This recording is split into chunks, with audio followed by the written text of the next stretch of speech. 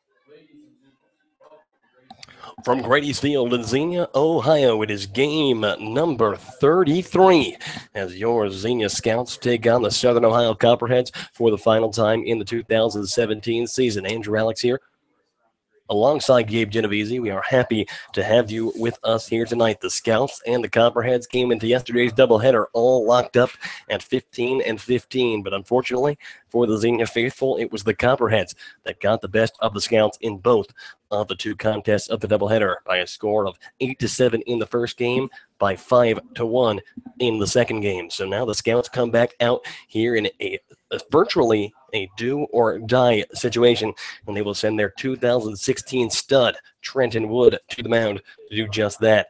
So we're going to get to the starting lineups here for this game as we're about to get underway. For the Copperheads first, leading off, it's going to be Daniel McFarland playing center field, and right field and batting second will be Philip Tomasulo. Justin Antonzik is batting third and playing left field. In the cleanup spot, Blaine hitter tonight, batting fifth and playing third base is going to be Evan Hamberley, batting sixth and playing shortstop will be Bryson Smith, batting seventh and playing first. Matt Harrison batting eighth, and catching this evening will be Connor Regan, and in the ninth spot, the second baseman Zach Walsh. The starting pitcher for the Southern Ohio Copperheads will be Butch Baird. Now for the Scouts, batting first and playing center field, Francisco Andina, batting second and playing short, Aaron Takis. Batting third and playing left will be Jordan Lambert. Kyle Casserly in the cleanup spot playing first base. Batting fifth and catching will be Donald Ring. Chris Ackerman batting sixth. He will be the designated hitter tonight. Joey Rondi batting seventh and playing third. Dylan Lottenville in right and batting eighth. And Ange Bourgeois in the nine hole. He will be playing second base as he usually does. So, Gabe, what are you looking for from the Scouts tonight? Let's see if the bats can come out tonight for Xenia. We saw the bats explode in game number one of the doubleheader. Unfortunately, the Scouts fell just short. In game number two, it was same old for the Scouts. Couldn't really get anything going on the offensive end. When the Scouts did have a couple of chances, they could not convert. We left runners on second and third, and I believe the third inning, and we left runners on first and second in the fourth inning. It'll be all up to the Scouts on how they approach Butch Baird, who they have seen twice this season. And these guys know 9 games left, 4 back. You pretty much have to win 8, if not all 9, to have a chance at the playoffs and get some help in there. So we'll see how it starts tonight. And that's exactly right, Gabe. And just to talk about the standings right now in the Southern Division of the Great Lakes League, the Cincinnati Steam are in first, and the Richmond Jets are also tied for first, both teams with a record of 19 and 13. Then in third place, it's the Southern Ohio Copperheads with a record of 17 and 15, 2 games behind the Steam and the Jazz for that first place spot. And then the Scouts are 4 games behind the Steam and the Jazz. They currently have a record of 15 and 17. Of course, the Hamilton Joes, the defending champions of the Great Lakes League, will not be participating in the playoffs this year. They are 10 and 22. They sit 9 games back of the first place teams. So we're going to pause for a second as we rise for our national anthem and pregame prayer. So don't go anywhere, folks. We'll be right back. You are listening to Xenia Scouts Baseball on the Xenia Scouts Radio Network.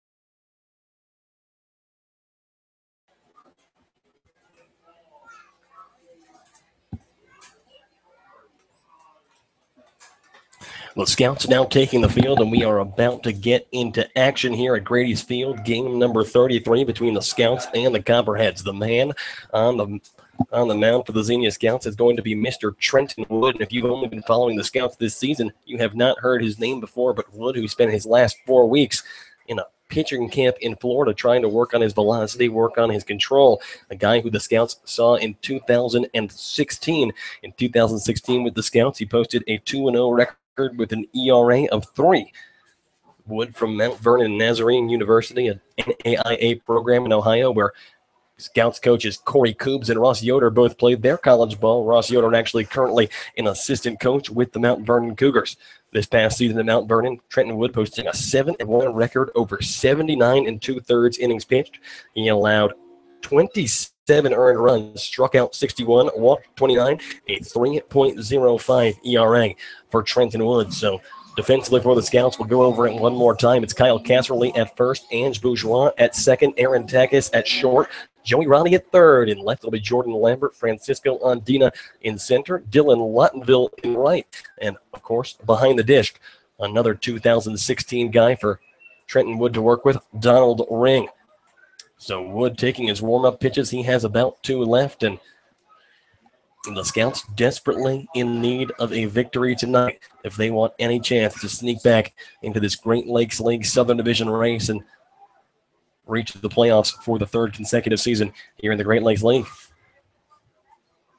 And it'll be important for Wood to get off to a fast start for Xenia. Get a couple quick outs, not let the Copperheads get on the board first. We know the top of this lineup can hit the ball. They're going to be aggressive at the plate. I'm curious to see if pitching coach Corey Koobs comes out with more off speed to begin the game.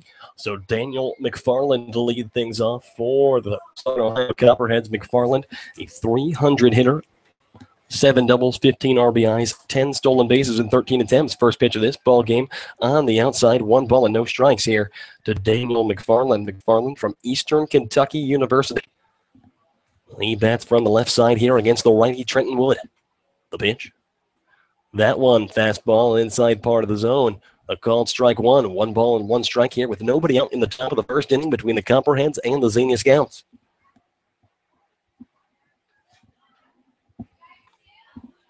The 1-1 pitch. That one, fastball on the outside, low and away. 2 balls and 1 strike to Daniel McFarland. It'll be McFarland, Tomasulo, and Justin Antonzik due up for the Copperheads here in the home, or in the top of the first, I should say. 2-1. Wood delivers. Swing and a miss there. Fastball on the inside, evens up the count 2-2. Trenton Wood throws from the right side here. McFarland, the center fielder, batting from the left side. Infield at regular depth here. Francisco Andina shaded a little bit towards the left side. The pitch at that time, and that one bouncing in the dirt in front of the plate. 3 balls and 2 strikes. And all 3 balls from Wood here to begin this game have been low and away.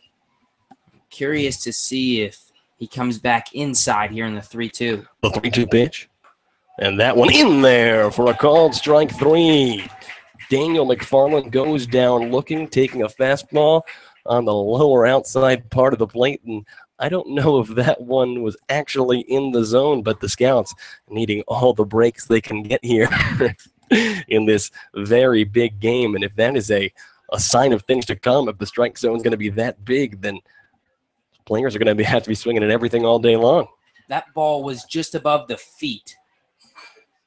First pitch fastball finds the zone to Philip Tomasulo, 0-1. Just above the feet of Daniel McFarland and barely caught the corner. I think it did catch the corner, but Ring caught that almost on the ground. The 0-1 pitch. That one low once again. 1 ball and 1 strike. And like Gabe said, Wood has been missing pretty much low every single time he has missed so far this game. But 1 ball and 1 strike here with 1 away to Philip Tomasulo. Tomasulo awaits the 1-1 pitch. And he takes on the outside, 2 balls and 1 strike. Tomasulo, he hit his first home run of the season yesterday. Not a great hitter, a .203 average, 1 double, 1 home run, and 11 RBIs. He has drawn 18 walks. That is tops on the Copperheads. But Tomasulo waves at the 2-1 pitch, evens the count up 2-2. Tomasulo from the University of Buffalo, a baseball program that, unfortunately, after 103 years of existence, will be no more. 2017, the Buffalo Bulls' final year. Suiting up in intercollegiate baseball in Division I. The 2-2 pitch. In the dirt that time. 3 balls, 2 strikes.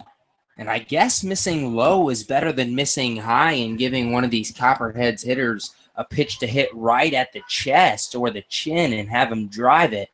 But Wood has bounced quite a few pitches. The 3-2 pitch.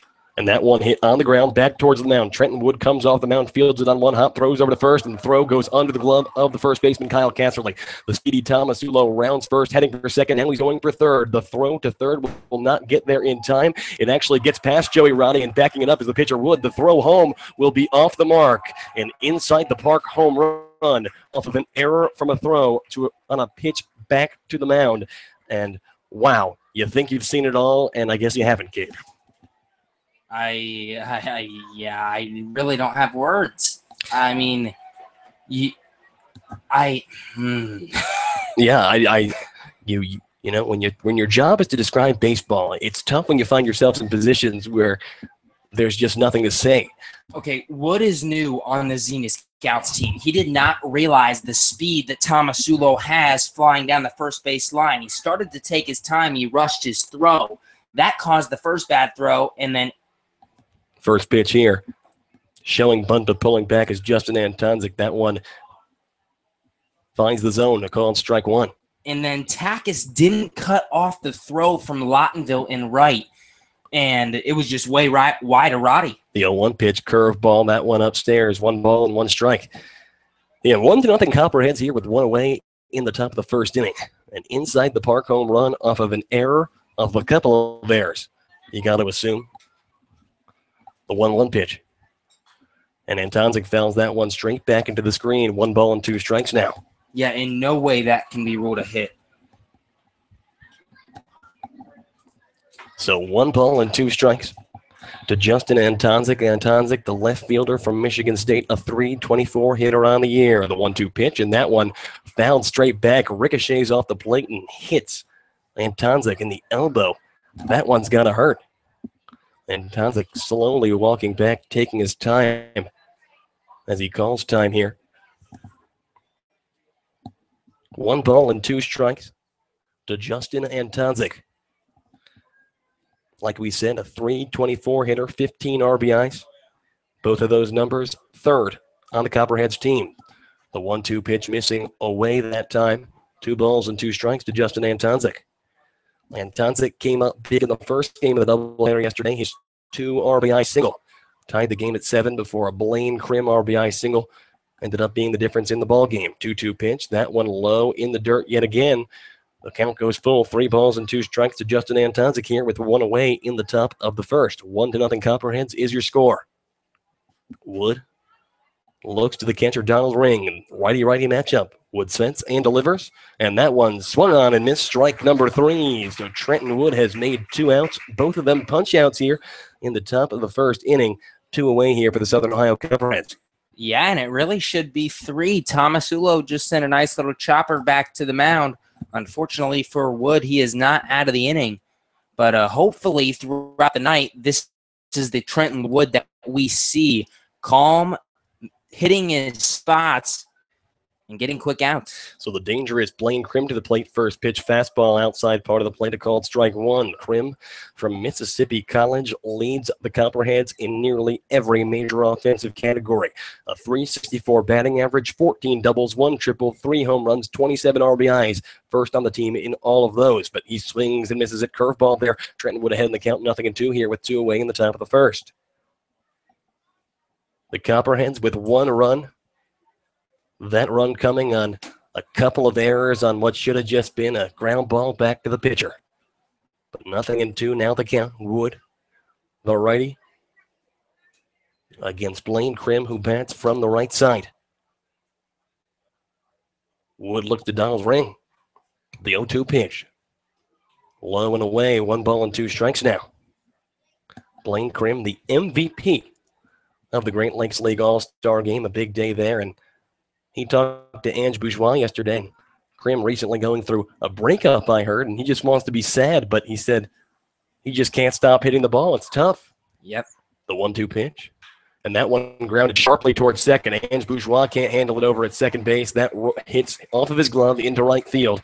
Blaine Krim is over at first, and looks like they'll give the Copperheads credit for a hit because Blaine Krim absolutely smoked that ball.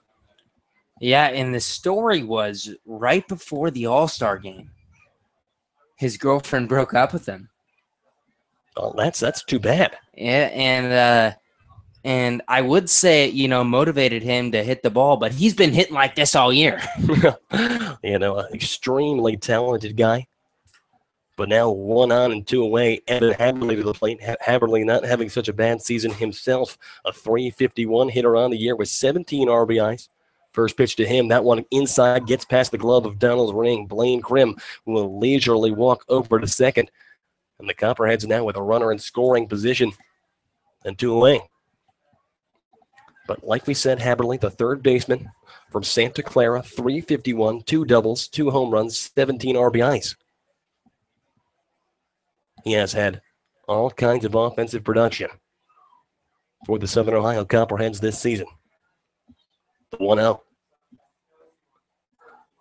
That one looks like a slider comes on the inside. A called strike 1, so evens the count up. 1 ball and 1 strike now with 2 away. Evan Haberly doesn't like the call.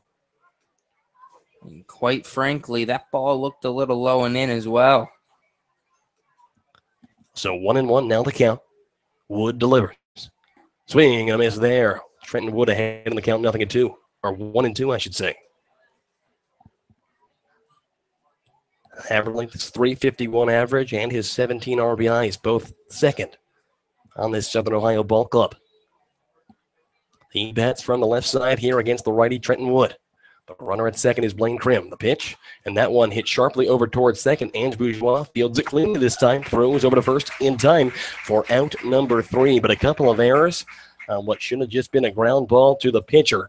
Ends up with an inside-the-park home run. So the Copperheads bring home 1 run on 1 hit, 2 errors, and 1 man left aboard for Southern Ohio. We are in the middle of the first inning. The Copperheads lead the Scouts by a score of 1-0. Don't go anywhere, folks. We'll be right back. You are listening to Xenia Scouts Baseball on the Xenia Scouts Radio Network.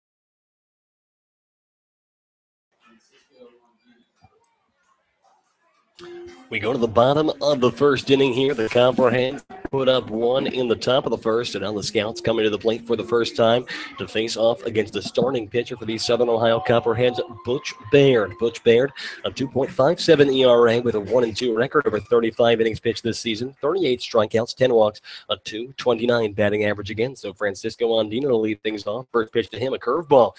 finds the outside part of the plate, a called strike one.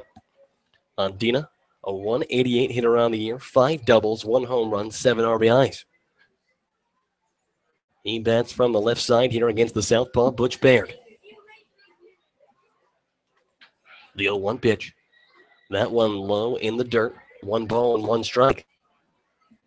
It'll be Andina, Aaron Takis, and Jordan Lambert due up for Xenia here in the home half of the first inning. The Scouts trailing by a score of 1-0. So Andina steps back in. He awaits the 1-1 pitch. That one grounded right back at Butch Baird. It ricochets off of his glove, but he picks it up right next to him, throws over to first just in time to get Francisco Andina. So a hard hit ball back at the pitcher. Butch Baird couldn't glove it cleanly in his first attempt, but luckily recovering pretty quickly there. And throws it over to first in time to get Francisco Andina 1 away. Yeah, that's one of those, if you're Andina, you're just hoping that can sneak past the pitcher, because that ball was hit right up the middle. Would have been a very tough play for either the shortstop or the second baseman. He probably would have beat it out.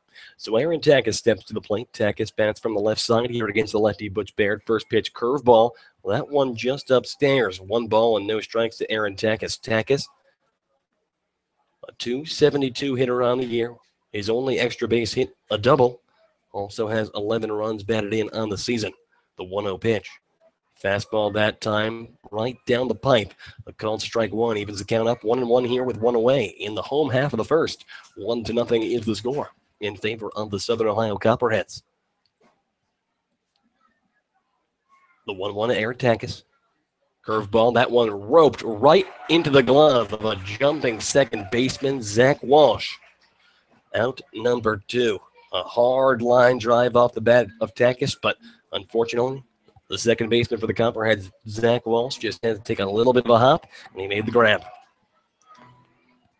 So now with 2 away, it's going to be Jordan Lambert to the plate. Jordan Lambert, the hottest man in the Xenia Scouts order. First pitch to Lambert. Fastball off the plate. 1 ball and no strikes here with 2 away. Lambert, a .313 hitter. That is now tops on the Xenia Scouts team. 5 doubles, 1 home run, 17 RBIs. In his last 22 at-bats, he has 9 hits, a .409 average over that time span. 1-0 pitch, a curveball finds the outside part of the plate. A called strike one. 1 ball and 1 strike here with 2 away in the home half of first. Jordan Lambert against Butch Baird so far this season, 2 for 5 with an RBI. The 1-1. Fastball, outside part of the plate yet again. 1 ball and 2 strikes down to Jordan Lambert. And we know that's the pitch that Lambert does not like to hit. Even though it's a fastball, it's on the very outside edge, and he can't quite get it. And the 1-2 pitch. Curveball in the dirt on the outside. 2 balls and 2 strikes down to Jordan Lambert. And a heck of a job to hold off there by Lambert. That curveball looked like it was going to catch the outside corner and ended up just falling off the table and down into the dirt. The hot hitters in the Scouts lineup batting back to back to back. We're talking Aaron Takis, Jordan Lambert, and Kyle Casserly in the 2, 3, and 4 spots. 2-2 pitch to Lambert. That one is hit high but foul out of play left field side. Will stay at 2-2. And that's exactly what he has to do with that pitch. Another fastball outside, just foul it off until you get the pitch you want to see, which is normally middle to inside part of the plate for Lambert.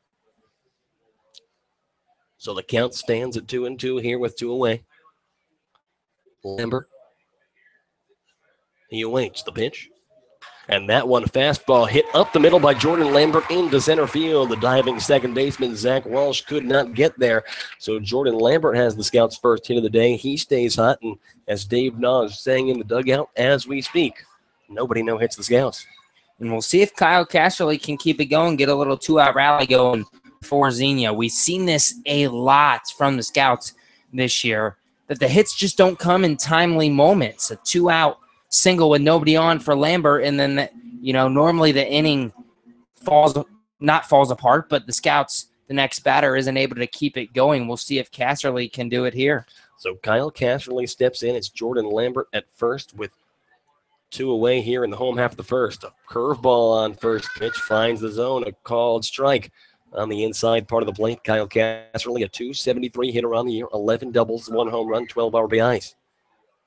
He bats from the left side here against the southpaw Butch Baird. The 0-1. Fouled straight back into the screen by Casserly, and Cass quickly behind in this count, 0-2. Yeah, and he got the fastball he wanted there and just missed it, tipped it back behind the plate. That curveball from Baird is good as well, but it hangs a little bit. We saw Takis wait back on it and send a line drive right to second. Wouldn't be surprised if Cass can do the same thing. The 0-2 pitch. And that one hit on the ground towards first, but the first baseman, Matt Harrison, is there. He fields it, steps on first. Out number 3. So no runs on one hit. And one man left aboard for Xenia in the home half of the first. We played an inning of baseball here at Grady's Field. The Copperheads lead the Scouts by a score of 1-0. Don't go anywhere, folks. We'll be right back. You are listening to Xenia Scouts Baseball on the Xenia Scouts Radio Network.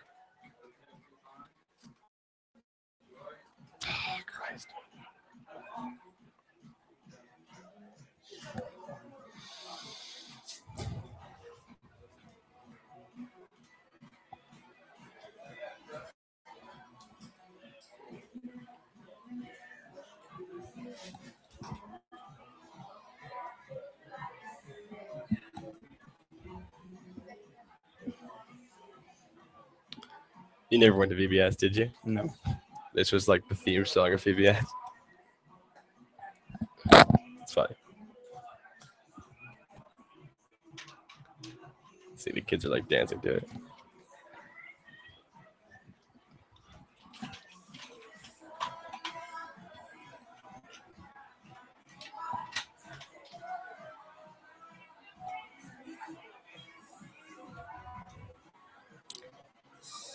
This is living now.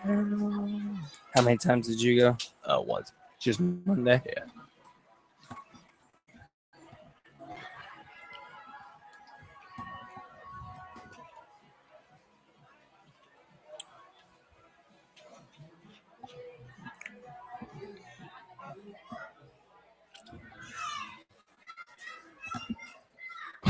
Okay.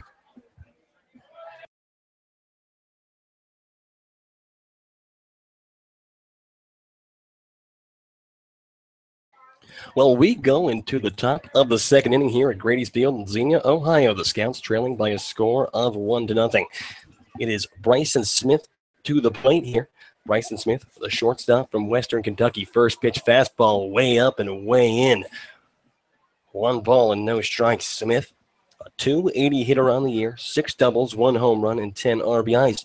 For the shortstop from Western Kentucky, he bats from the right side here against the righty Trenton Wood. The 1-0 pitch, that one a curveball hit in the air right field side. Dylan Lottenville comes in and makes the grab, 1 away.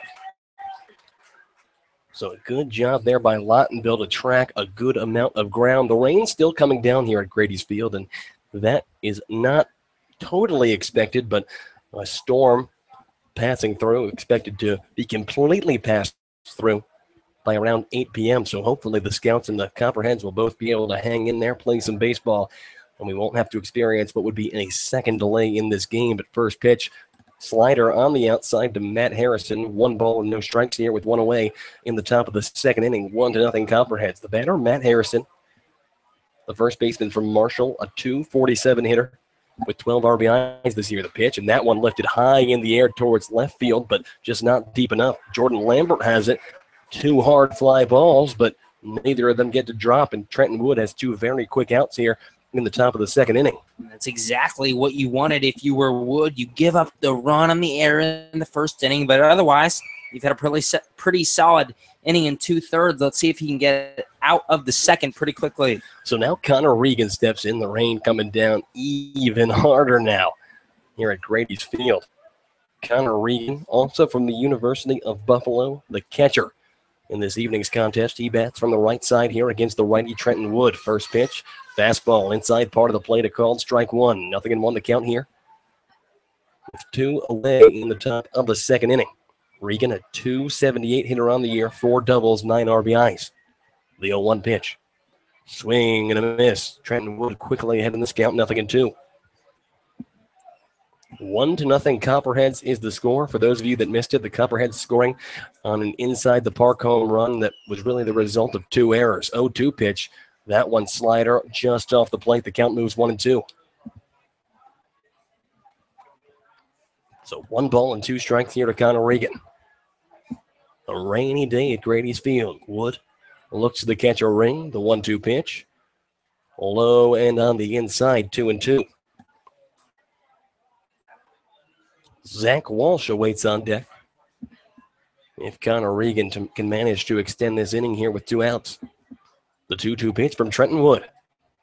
That one is hit hard in the air, deep center field. Tracking back is Francisco Andina. He'll pull up at the track and make the grab. Out number 3. A fly ball to right, a fly ball to left, and a fly ball to center. But all 3 of them caught, and that will do it for the Copperheads in the top of the second. No runs on no hits and nobody left aboard for Southern Ohio. We have reached the middle of the second inning. 1-0 Copperheads is your score. Don't go anywhere, folks. We'll be right back. You are listening to Xenia Scouts Baseball on the Xenia Scouts Radio Network.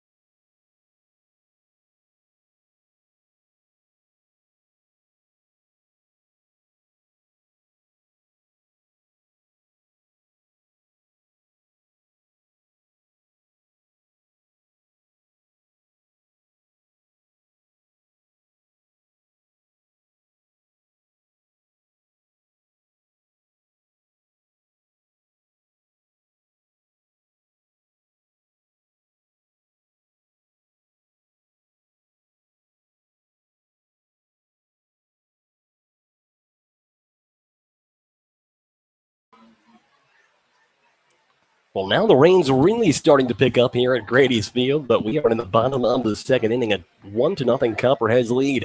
The Scouts will send Donald Ring, Chris Ackerman, and Joey Roddy to the plate here in the home half of the second. So first pitch to Donald Ring, a curveball on the inside. 1 ball and no strikes to Ring. Ring, a .235 hitter on the year, 5 doubles, 1 home run, and 7 RBIs for the catcher from Hillsdale College. The 1-0 pitch, and that one a fastball low and away. Ring fouls it straight back into the screen. Evens the count up 1-1. Ring 0 for 3 against Butch Baird in his previous at-bats this season. The 1-1 pitch. Fastball outside part of the plate, a called strike 2. 1 ball and 2 strikes here to Donald Ring. They're doing a nice job of painting that outside corner. We'll see if Ring can protect if he goes back there. So Ring bats from the left side here against the lefty Butch Baird. The 1-2 pitch. And that one is hit hard, but just foul on the left field side. Will stay at 1-2. It's Ring. And then his Hillsdale College teammate Chris Ackerman awaits on deck. Ohio State's Joey Roddy in the hole here for the Scouts. The minimum 3 due up here in the home half of the second. So we'll do 1-2 here again. Baird looks to the catcher, Regan. He delivers. Curveball swung on and missed. Or they'll say he actually just got a piece of it. And it must be a very, very minimal piece of it. But Donald Ring staying alive here at 1-2. Yeah, and from our angle right behind the plate, it definitely looked like Ring missed and the ball bounced on the ground. He must have just got the ball before the ball hit the turf. So 1 ball and 2 strikes here yet again. Baird He delivers. And swing and a miss that time. Drop third strike. The catcher, Connor Regan, throws over to first. He'll get him. The first strikeout of the day for Butch Baird as down on the ring goes down swinging out number one here in the home half of the second. So now Chris Ackerman steps in. Chris Ackerman, the designated hitter, also from Hillsdale College, same school as down on the ring. Ackerman, a 208 hitter, 3 doubles, 2 home runs, and 12 RBIs, but he has struggled as of late, just 1 for his last 18. First pitch to Ackerman. Fastball upstairs, 1 ball and no strikes here to Chris Ackerman. Ackerman 0 for 1 against Butch Baird so far this season. He has drawn a walk. The 1-0 pitch. And that ball on the inside, 2-0. So Chris Ackerman ahead in the count here. And he has drawn a fair amount of walks this season. 18 walks for Chris Ackerman. That is third on this Xenia Scouts ball clock. The 2-0 pitch. On the inside, yet again, 3 balls and no strikes. So Ackerman, who has not been very successful in these past couple of days, with an opportunity here to get on base and give Joey Roddy an opportunity to put the Scouts on the board. 3 balls and no strikes. The pitch upstairs and outside, ball 4. Chris Ackerman draws his 19th walk of the year, and the Scouts have a 1-out base runner here with Joey Roddy coming to the plate. So Joey Roddy, the Scouts' third baseman from the Ohio State University. Roddy, a 186 hitter on the year, 4 doubles, 9 RBIs. First pitch to Joey Roddy. Swing and a miss there. 0-1. Roddy just finished his redshirt freshman year with the Ohio State Buckeyes. Got to play a little bit in fall ball, but then suffered a knee injury that kept him off the field for the majority of the fall and the remainder of the spring. Pickoff move over to first, not in time. The Southern Ohio Copperheads broadcasters described Butch Baird's pickoff move as the best pickoff move in America. I don't know if that's exactly true, but it's a good one. I think there's some truth to that. 0-1 curveball. That one on the inside. 1 ball and 1 strike here with 1 away in the bottom of the second inning. 1-0 Copperheads is the score. Roddy is 1 for 2 against Butch Baird so far this season. The 1-1 pitch. Low in the dirt. 2 balls and 1 strike to Joey Roddy. It's Chris Ackerman at first here with 1 away in the home half of the second. Dylan Lottenville, Joey Roddy's summer roommate, awaits on deck.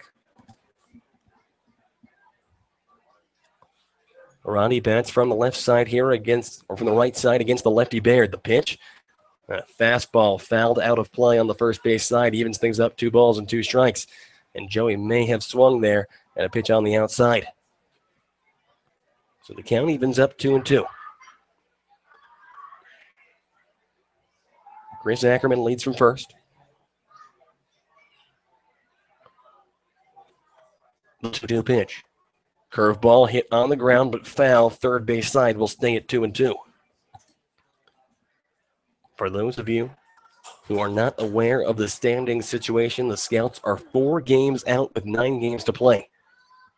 They need to do some serious work, get some serious wins here, and quickly, if they want any chance of making the Great Lakes League playoffs. 2-2 pitch again to Joey Roddy. That one on the inside. The count goes full, 3 balls and 2 strikes. And this is a big pitch here, obviously, but the Scouts trying to get a couple runners on here in the second inning, already down 1. Haven't really been able to hit Butch Baird thus far, only 1 hit through 6 batters. The 3-2 pitch will not be thrown as Butch Baird attempts another pickoff move, and you can tell how that pickoff move is so smooth. It looks like he's going into his motion, but ends up just throwing the ball over to first. And as a lefty, I suppose that is possible. 3-2 again, the pitch, and Roddy fouls it straight back. We're going to stay at 3-2. So Joey Roddy managing to stay alive here and extended that bat, and that's a good thing. If the Copperheads have any weakness, it is their bullpen. And if the Scouts can manage to get in there earlier than the Copperheads would like them to. It increases the chances of Xenia picking up a much-needed victory in this game. The 3-2 pitch, curveball hit on the ground back towards the mound. Butch Baird fields it off the mound, throws over to first in time to get Joey Ronnie. Chris Ackerman advances to second, so the double play ball was not possible, partially due to the fact that that ball took such a high hop and gave Ackerman some time to move over towards second, but ultimately marked that one down as a 1-3 in your book, and Dylan Lottenville bats with a runner in scoring position here and 2 away. And we've seen Lottenville show some power this season. We'll see if he can deliver a hit here. Dylan Lottenville, he is 2 for his last 8, which is a pretty impressive mark for a guy that only has 7 hits all season. A 115 batting average on the year, 1 double and 9 RBIs. First pitch to Lottenville, a curveball, finds the zone, outside part of the plate, 0-1 to Dylan Lottenville here with 2 away. Lottenville, another Hillsdale College guy, has 1 official at-bat here against Butch Baird so far this season. He is 0 for 1, but he did draw 2 walks against Baird in the previous contest. Chris Ackerman leads from second. The 0-1 pitch, and Dylan hits that one on the ground but foul, third base side, and Lottenville quickly behind in this count, 0-2. Lottenville, who currently lives in Bellevue, Washington, grew up in the Bay Area. Bay Area, of course, of California.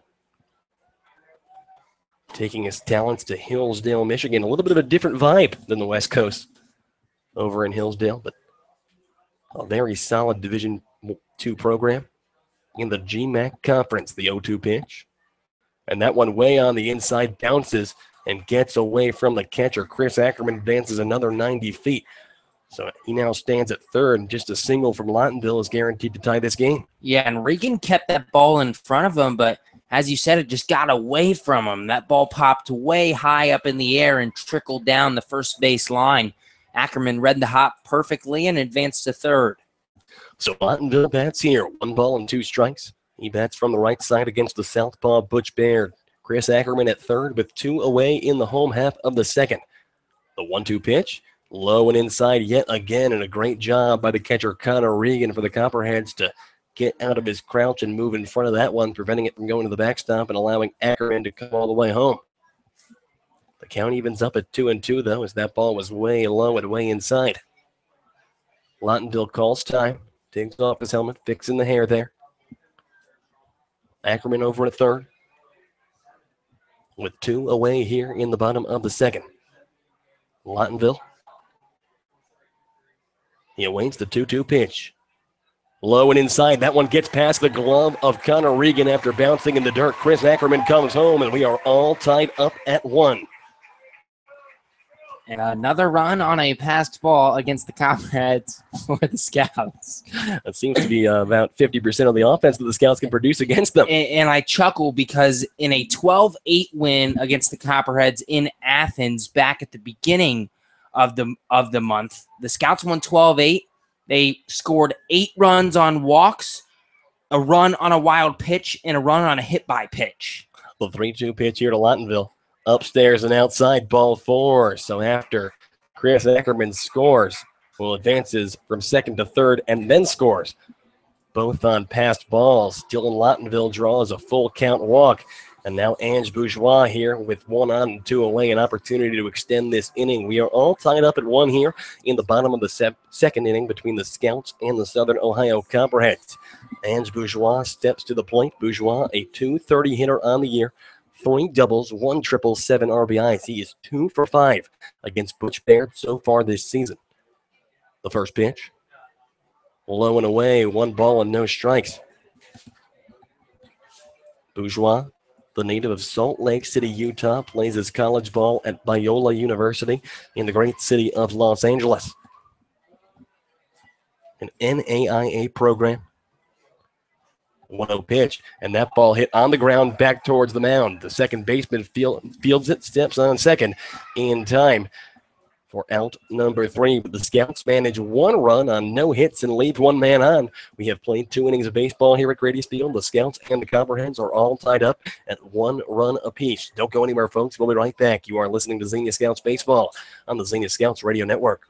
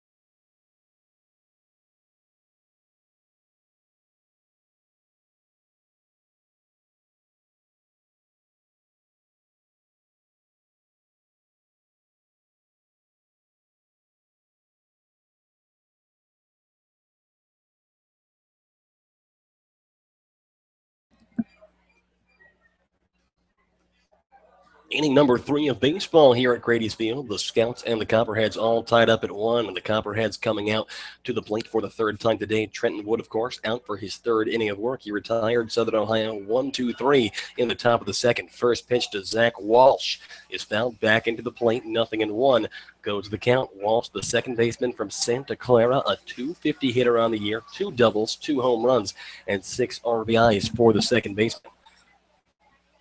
He bats from the right side here against the righty Trenton Wood. Wood looks to the catcher, Donald Ring. The 0-1 pitch. Swung on and missed, and Wood is quickly ahead in this count. No balls and 2 strikes. Zach Walsh with Santa Clara this past season, a .152 hitter with 3 home runs, 10 RBIs. 0-2 the count here. Wood delivers. And that one, a fastball just off the plate. Wood thought he might have had him. The umpire disagrees. Moves the count 1-2.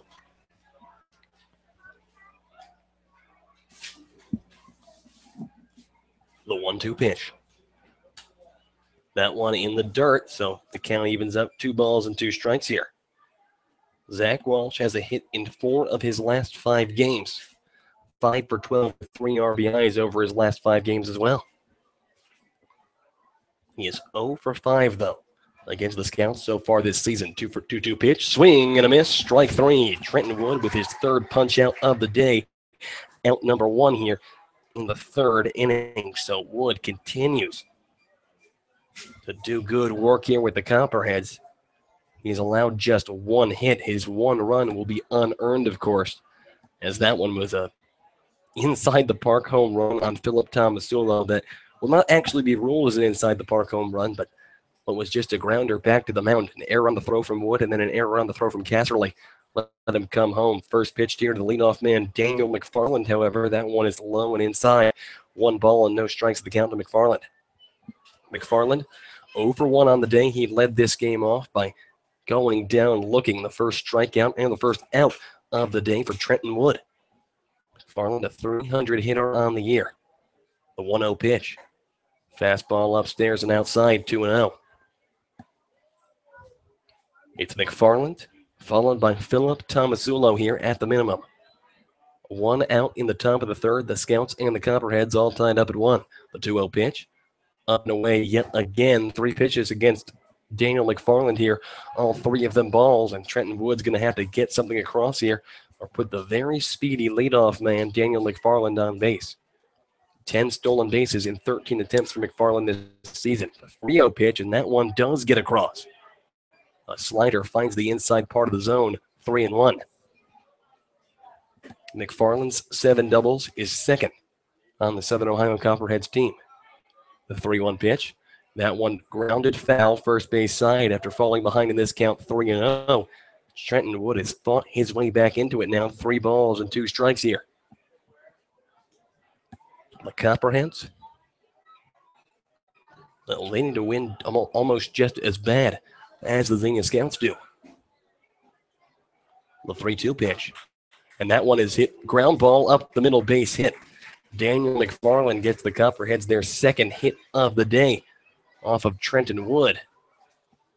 And they have a 1-out base runner here in the top of the third with Philip Tomasulo, the man that's done some damage already, coming to the plate. Tomasulo. Well, he hit a ground ball back to the mound his first time up that ended up forcing an error on the throw over to first, and then an error on the throw from Casserly over to third.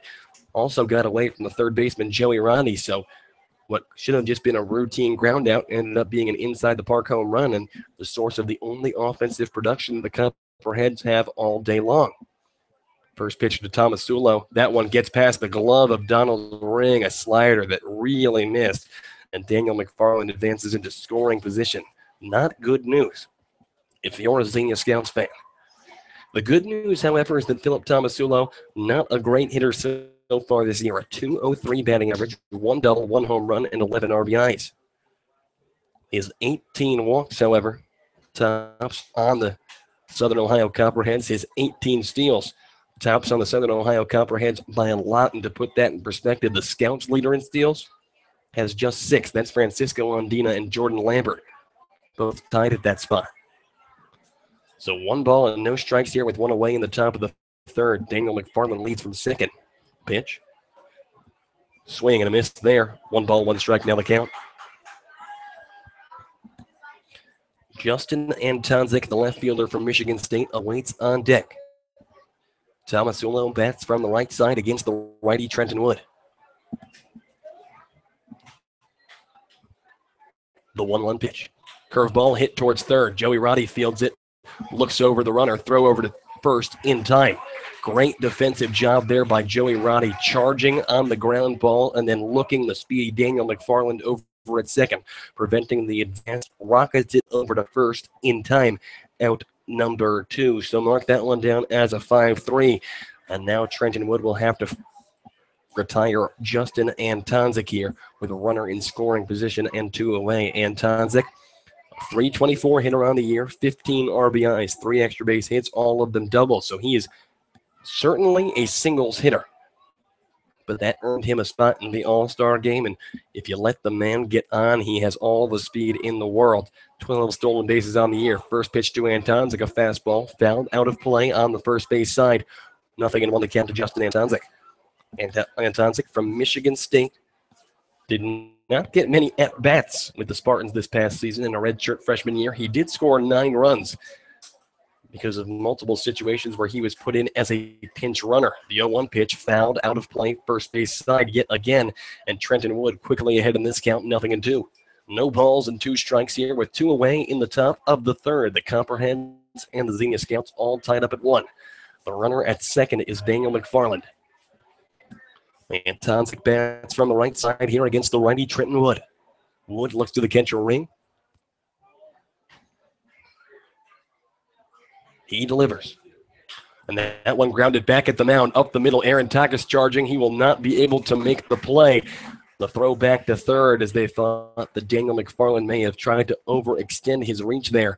But when you get Justin Antonzik running down that first baseline, if you can't make the quickest play possible, well, quite frankly, you're not going to get him. So Antonzik is safe with the infield hit and now the most dangerous hitter in this Copperheads lineup, and no questions asked, one of the most dangerous hitters in the league in Blaine Krim coming to the plate. Like I previously mentioned, Blaine Krim, the MVP of the All-Star game, a .364 hitter, 14 doubles, 1 triple, 3 home runs, and 27 RBIs. He leads the Copperheads in every major offensive statistic category. The designated hitter from Mississippi College, well, he's already 1 for 1 off of Trenton Wood today, and Wood is pitching here to Krim in a big spot. Runners at the corner. With 2 away, the ball game is all tied up at 1, and the Scouts offense has not been able to produce much these past couple of games. So for Wood to be able to keep this a tied 1-1 ball game will be all so important. So Krim steps in. Like we said, from Mississippi College, a Division II program. They play in the same conference as Bubba Cates' alma mater, Delta State University. The first pitch, low and away, ball 1. Krim in the All-Star game. We talked about how he won All-Star game MVP, a 3-for-3 day with 2 doubles, a home run, and 3 RBIs. What an impressive offensive performance from Blaine Krim. The 1-0 pitch coming now. Low in the dirt, ball 2. Krim, second in the league in doubles, 7th in the league in RBIs, 14 multi-hit games this year.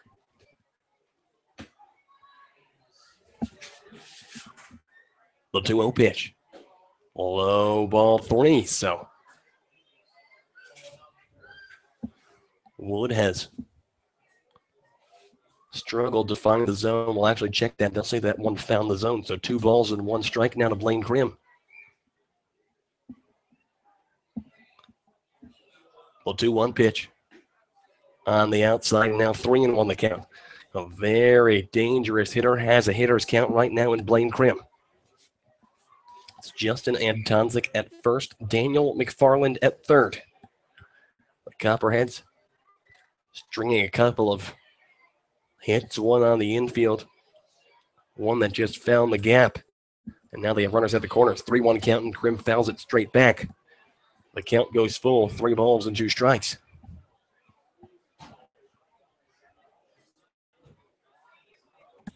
Krim, like you said, 1 for 1 on the day. He was 2 for 3 in the second game of the doubleheader yesterday. And 3 for 4 in the first game of the doubleheader. Pickoff move over to first, not in time. 3 balls and 2 strikes here with 2 away. Trenton Wood looks to the catcher, Donald Ring.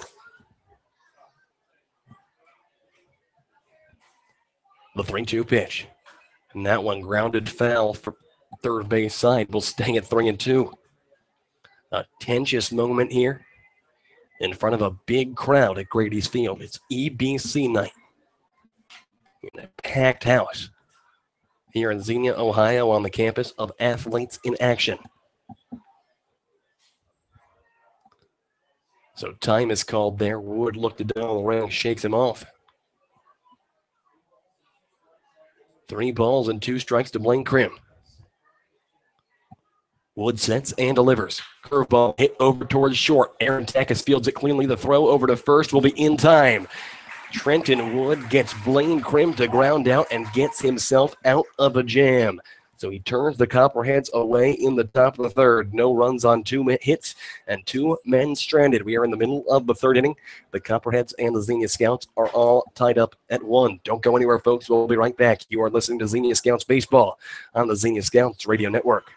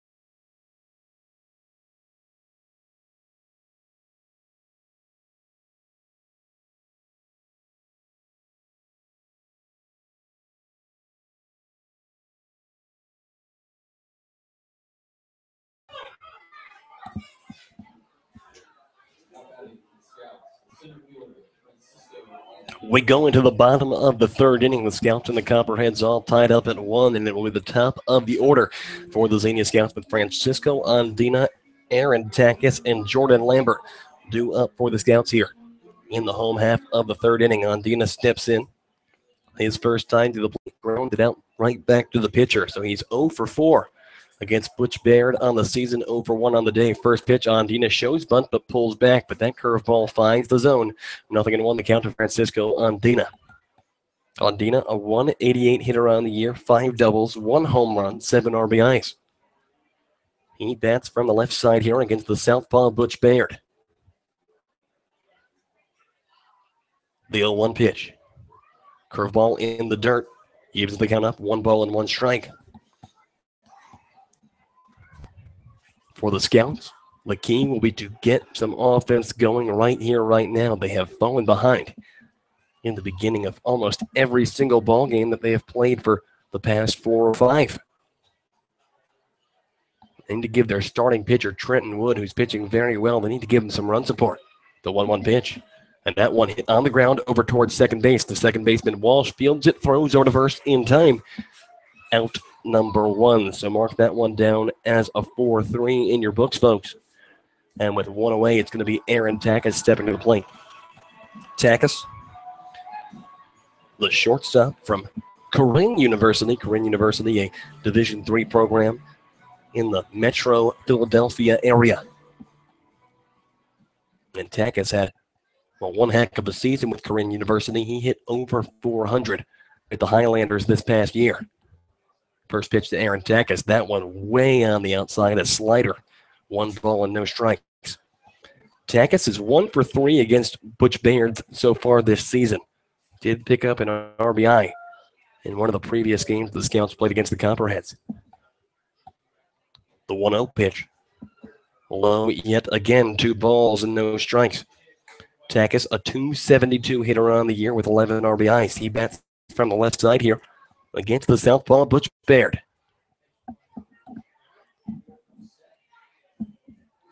The 2-0. Curveball low and away yet again. 3 balls and no strikes to Aaron Tackus. Jordan Lambert awaits on deck. Lambert, of course, the hottest hitter in this Xenia Scouts lineup. The 3-0 pitch. And the get me acrosser does just that. 3 balls and 1 strike down to Aaron Tackus. Tackus, his first time to the plate, flew out on the infield. A hard liner. That was caught by the second baseman Walsh, and Tackus attacks there, and that one drops bare down the left field line, and that one rolls to the wall. Tackus rounding first and heading for second.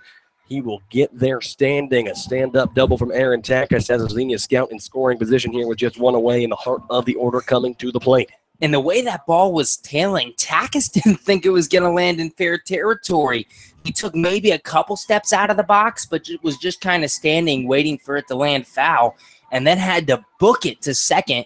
In the end, it didn't matter. Like you said, he got there standing up. But that ball somehow stayed fair, an advantage for the Scouts.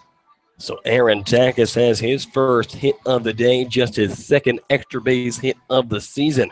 Both of them doubles now. So now with a runner in scoring position and 1 away, Jordan Lambert to the plate. Lambert 1 for 1 on the day already. First pitch to Lambert. Curveball taken in there for a called strike 1. And that's one of those Lambert knows it's going to drop in there for a strike. But on a first pitch, the way Lambert is hitting fastballs right now, he's not going to swing at that one. Lambert, a .313 average on the year. That is tops on the Xenia Scouts. The 1-0 pitch, and the runner Tackus is going. Throw over to the third will be way high, and then it'll get over the glove of the third baseman, Evan Haberle. Tackus is rounding third and heading home. The throw to the plate will be nowhere near in time. Aaron Tackus steals third and then heads home on the error. The Scouts take a 2-1 lead, and turns out you don't need to get that many hits to score some runs, Gabe. A heads-up play by Tackus to steal third and then to take advantage of the high throw. And the crowd here at Grady's Field tonight, loud because of the VBS night. Yeah, big EBC VBS, if that is not shortened enough for you. But the count now 1 ball and 1 strike to Jordan Lambert. The pitch. Fastball fouled back. 1 ball and 2 strikes goes the count. 2-1 the score now in favor of the Scouts here, with 1 away in the home half of the third. Jordan Lambert at the plate. Kyle Casserly awaits on deck. Lambert is 10 for his last 23 at the plate, one of the hottest hitters on the Xenia Scouts ball club. The 1-2 pitch. Way on the outside, gets past the glove of Connor Regan yet again. So with nobody on base, it makes no difference, but we've seen a pattern here from Butch Bayard. He just wild pitches left and right. And that one was more of a sidearm delivery, the first time we've really seen that from Bayard tonight, and he just overthrew it. Came all the way across his body, way low and outside. The 2-2 to Lambert. Curveball finds the zone, and he will go down looking. Jordan Lambert is strikeout victim number 2 of Butch Bayard this evening, the first strikeout looking of the day, and now with 2 outs, Kyle Casserly steps in. And Lambert knew it, too. A beautiful pitch by Butch Bayard. The curveball buckling the knees of Lambert. Nothing he could do about it. Catches the inside edge. 2 down. So Casserly now to the plate. Nobody on and 2 outs here. 2-1 Scouts here in the home half of the third. First pitch to Kyle Casserly, a curveball. That one fouled down the third base line, and that one almost locked up the hands on inside pitch on Kyle Casserly. Not one he was looking to swing at, but Ultimately, the foul ball puts him behind in the count, 0-1. Casserly, a 273 here on the year, 11 doubles, 12 RBIs. He's 0 for 1 on the day. The pitch, curveball fouled straight back, and Kyle Casserly for the second time in as many at-bats, quickly falling behind in the count, 0-2. And 2 straight curveballs in the exact same spot from Butch Baird, high and inside. Cass just trying to wait back on it and drive it out to right field. Hasn't been able to wait back enough thus far. 0-2 here with 2 away to Kyle Casserly. Butch Baird sends and delivers, and swing and a miss, and a ball on the outside, drop third strike. It gets past the glove of the catcher, Regan, but he will throw over just quickly enough to get Kyle Casserly at first. So the Scouts get 1 run on 1 hit and leave nobody aboard in the home half of the third. We have played 3 innings of baseball here at Grady's Field, and the Scouts now lead by a score of 2-1. Gabe Genovesi is going to bring you the middle 3 when we come back. Don't go anywhere, folks. We'll be right back. You are listening to Xenia Scouts Baseball on the Xenia Scouts Radio Network.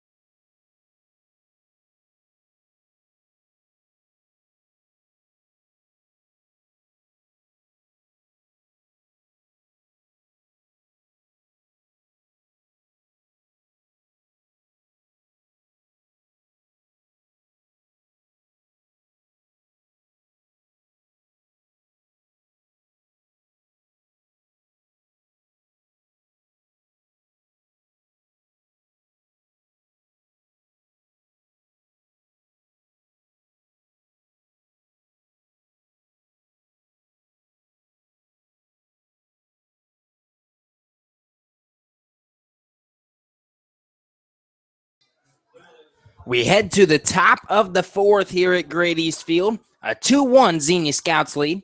First pitch to Evan Haberly of the Copperheads is outside, ball 1. Evan Haberly, Bryson Smith, and Matt Harrison. The 5, 6, 7 hitters due up here in the 4th for the Copperheads. The 1-0 from Trenton Wood. Curveball, chopped foul down the third baseline. Count even at 1-1. Wood back out for his 4th inning of work for the Scouts. Through 3 innings, he's given up 1 run on 3 hits, and the run was on a couple of errors by Xenia. The 1-1 pitch. Fastball fouled off behind the plate. 1-2. Philip Tomasulo hit a chopper back to the mound. Wood's throw went past Casserly. Lottenville backed him up in right field. His throw went past the third baseman, Roddy. And Tomasulo scored. The 1-2 to Haberly. Catches the outside corner, strike 3. Trenton Wood gets his 4th strikeout of the evening. The 2nd strikeout looking on a curveball that caught the outside edge. 1 away here in the 4th.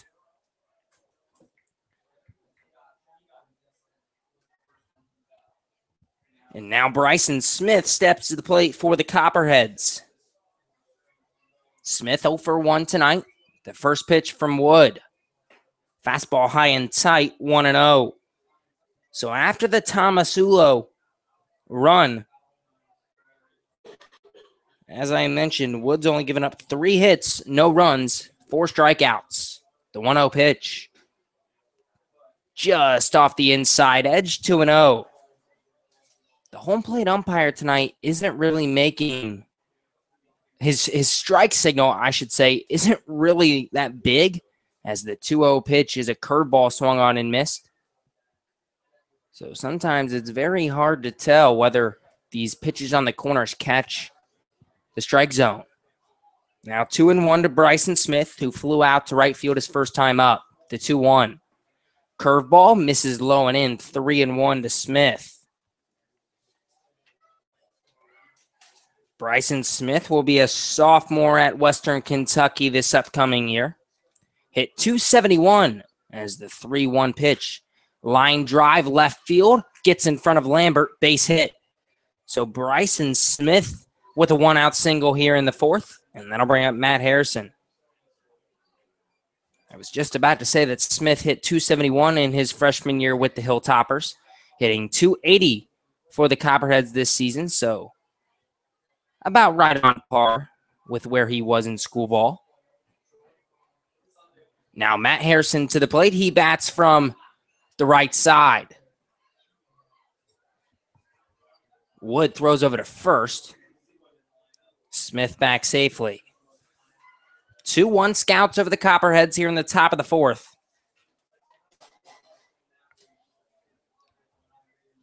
Harrison waves the bat above his back shoulder. The first pitch. Fastball low and away, 1-0. Matt Harrison will be a sophomore at Marshall University. Only hit .172 with the thundering herd in his freshman campaign. 5 for 29 from the plate. He did not get a lot of at-bats at Marshall. The 1-0.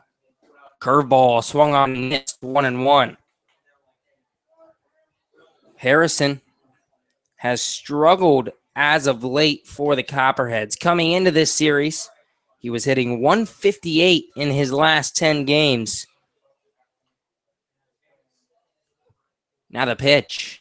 Low, 2-1. However, in game one of the doubleheader yesterday, Matt Harrison went 2 for 5 with a couple of RBIs. He did not play in game number 2. So after only going 6 for 38 in the previous 10 games, nice little 2 for 5 day for Harrison yesterday. Now the 2-1 pitch. Misses low and away, 3-1. Trenton Wood struggling to find the strike zone here in the fourth, with the Scouts up 2-1. Bryson Smith on first. Matt Harrison at the plate. 3-1 count with 1 down here in the fourth. The pitch.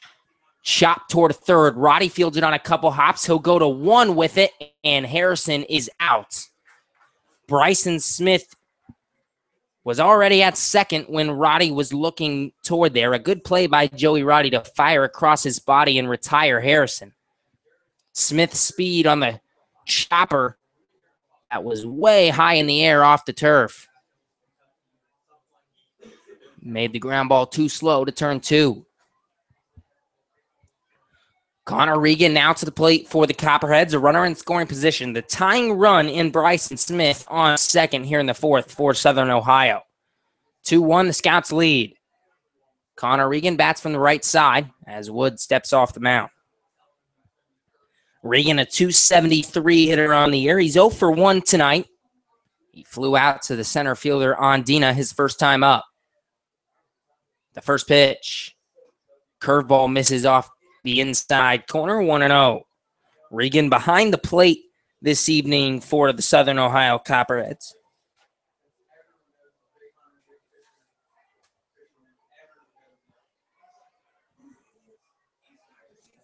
Now the 1-0 delivery from Trenton Wood. Curveball swung on and missed. Count even at 1-1. Regan 22 strikeouts on the season. That is in the top 25 in the Great Lakes League.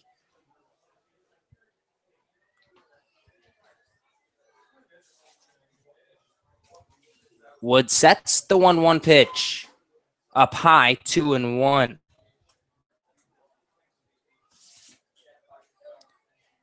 Regan played his school ball with the Buffalo Bulls this past season.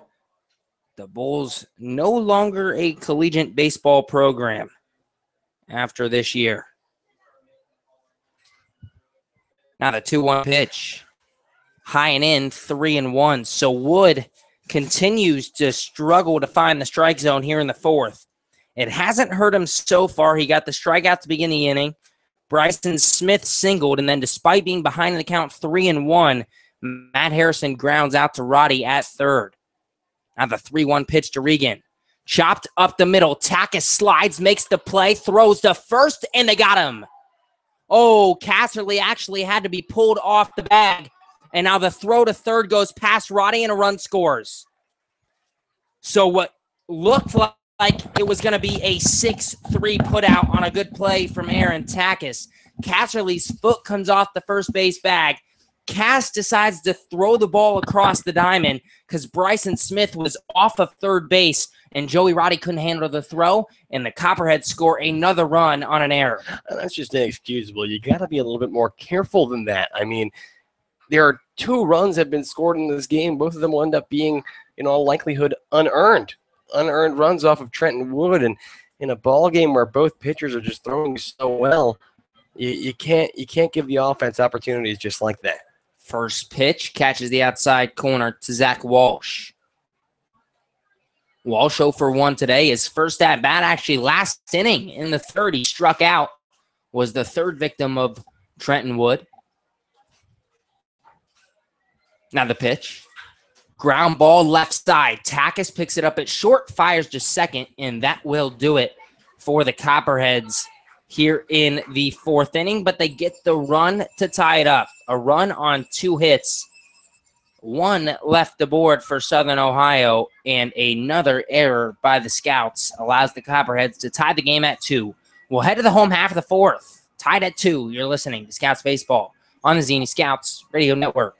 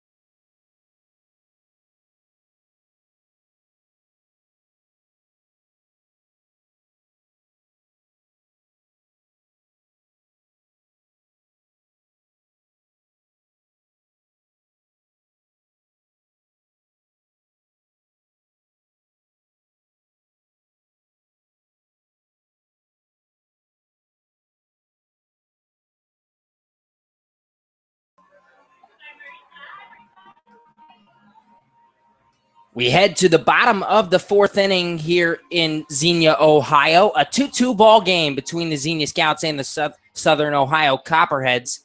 As we head to the bottom of the 4th, Donald Ring, Chris Ackerman, and Joey Roddy, the 5, 6, 7 hitters, due up here in the 4th for the Xenia Scouts. Ring bats from the left side. Butch Baird back out for his 4th inning of work for the Copperheads. The first pitch to Ring. Off speed, misses high, 1-0. Ring 0 for 1 tonight. He struck out in the 2nd inning, the first victim of Butch Bear. The Scouts looking for Ring to get going. The 1-0 pitch misses outside, 2-0 to Donald Ring. Tied at 2 here in the bottom of the 4th in what is pretty much a must-win game for the Xenia Scouts. As Baird sets the 2-0 delivery. Just misses low and away. 3-0 to Donald Ring. The Scouts come into this one 15-17. 4 games back of a playoff spot with only 9 to go. The 3-0 pitch. Right down the middle to get me over 3-0 fastball. Does just that. 3-1. The Scouts, 2 games behind the Copperheads for 3rd place in the division, but that is not what matters. 4 back of a playoff spot. Now the 3-1 fouled off behind the plate. 3-2 to Donald Ring. The Cincinnati Steam and the Richmond Jazz sit at 19-13, tied for 1st in the Southern Division. So those 2 teams hold the top 2 spots in the Great Lakes League Southern Division. And of course, the top 2 spots earn playoff spots here in the league. Now the 3-2 pitch to Ring. High and tight, ball 4. Donald Ring is on for the first time today. A leadoff walk here in the 4th for the Scouts. And that's going to be the key. We've seen Butch Baird, a lot of wild pitches. Connor Regan behind the plate doing the best he can, but still letting a lot of balls get past him. And, quite frankly, it's been at the feet of Regan and at the hands of Regan, the Scouts have scored both of their runs so far today. So get a couple guys on, see if we can advance them, see if we can steal some bases here. First pitch to Ackerman, high, ball 1. So the Scouts, being 4 games back of those 2 teams, obviously rooting against the Steam and the Jazz tonight. As Baird sets, he throws over to first, Ring back safely. The Steam are currently tied with the Lorain County Ironmen 6-6 in the 7th inning. The Ironmen at 10-23, the worst team in the league. As the 1-0 pitch to Ackerman. High and away, 2-0. Lorain County beat the Steam last night, and now they're in a 6-6 ball game in the 7th tonight. So Lorain County trying to help the Scouts out. The Richmond Jazz had a 6-0 lead over the Joes after an inning. And now the 2-0 pitch swung on and missed by Ackerman, 2-1.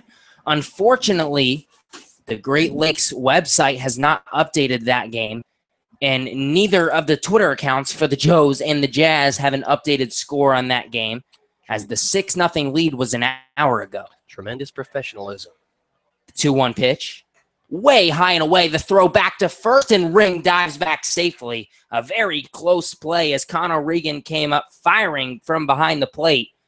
Ring is safe, though. The count 3-1 on Chris Ackerman. So what it looks like is the Jazz will win tonight. They will stay tied for first. If the Steam lose and the Scouts win, they'd only be 3 back of a playoff spot with Xenia. Now the 3-1 pitch, swung on and missed. A fastball high at the eyes, 3-2. And we say basically a must-win for the Scouts, because if you lose tonight and the Steam end up getting a victory, then you are 5 back of a playoff spot with only 8 games left. And that's nearly impossible. Yeah, that is not hot water. The 3-2 pitch. Inside corner, strike 3. Ackerman had already flipped his back toward the dugout, but that fastball caught the inside part of the plate. 1 away here in the 4th. Butch Baird has his 4th strikeout of the night. And unfortunately for Ackerman, struggles at the plate continue. That is now 32 strikeouts on the year for Chris Ackerman. And in steps Joey Roddy for the Scouts. First pitch, curveball misses high, 1-0. Roddy bats from the right side. He's 0 for 1 tonight.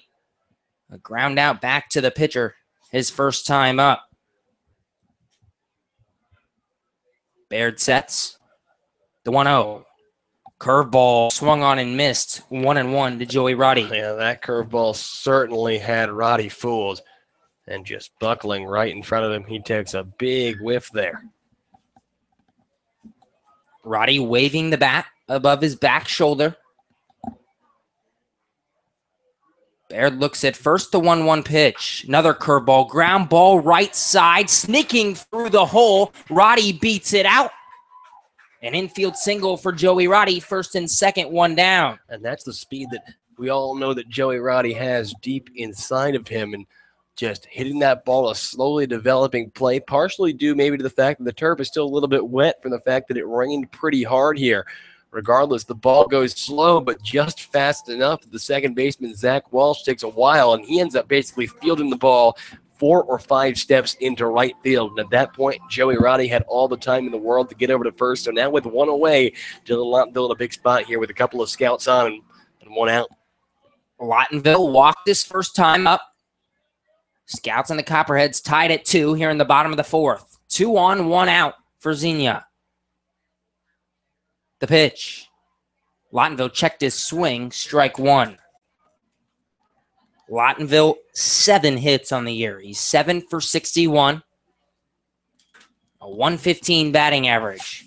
He was 1 for 3 yesterday against the against the Copperheads, however. Now the 0-1 pitch. Curveball catches the outside edge. 0-2, and the crowd here at Grady's Field doesn't like it. And I don't like that one either. That was about 1 or 2 lengths of the ball off of the plate. Lottenville behind in the count, 0-2. Ring leads off a second, Roddy off a first. Baird checks second, now the 0-2 pitch. Curveball low in the dirt. Ring thought about going to third. A good decision to hold up as Regan kept the ball in front of him. 1-2. Yeah, Lottenville, like you said, 1 for 3 yesterday. He's been hotter of late. 2 for his last 8. Did draw a walk in his first at bat. So ever since coming back from his brother's wedding, Lottenville's been a little bit more productive for these scouts. Still looking for him to get that big hit this year. Lottenville shrugs his shoulders, trying to get loose from the right side. The 1-2 pitch. Another curveball misses low. A good job by Lottenville to not chase that good curveball from Butch Baird. Count even at 2-2. And with 4 trips to the plate against Butch Baird, Dylan Lottenville has drawn 3 walks. So he's technically just 0 for 1 against Baird this season. He's been able to get on a lot against the lefty from OU. Not chasing that curveball. And Lottenville calls time now. Steps out. And perhaps that's the key.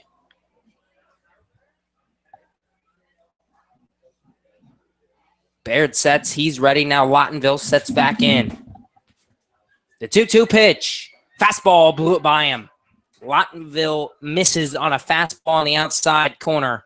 Butch Baird has 5 strikeouts tonight. 4 of them have come in the last 6 batters. And Butch Baird certainly finds himself in a groove right now ever since allowing that double off the bat of Aaron Taggart back in the 3rd inning, which was just obviously 1 inning ago. Every single out he has made has been a punch out. Keep in mind, he also walked down the ring and allowed the infield single to Joey Roddy. Bourgeois steps in now. The first pitch. Curveball grounded toward first. Fielded by the first baseman Harrison. He steps on the bag. And despite getting 2 on with only 1 out, the Scouts cannot scratch a run across. No runs on 1 hit. 2 left aboard. We head to the 5th. Tied at 2. You're listening to Scouts Baseball on the Xenia Scouts Radio Network.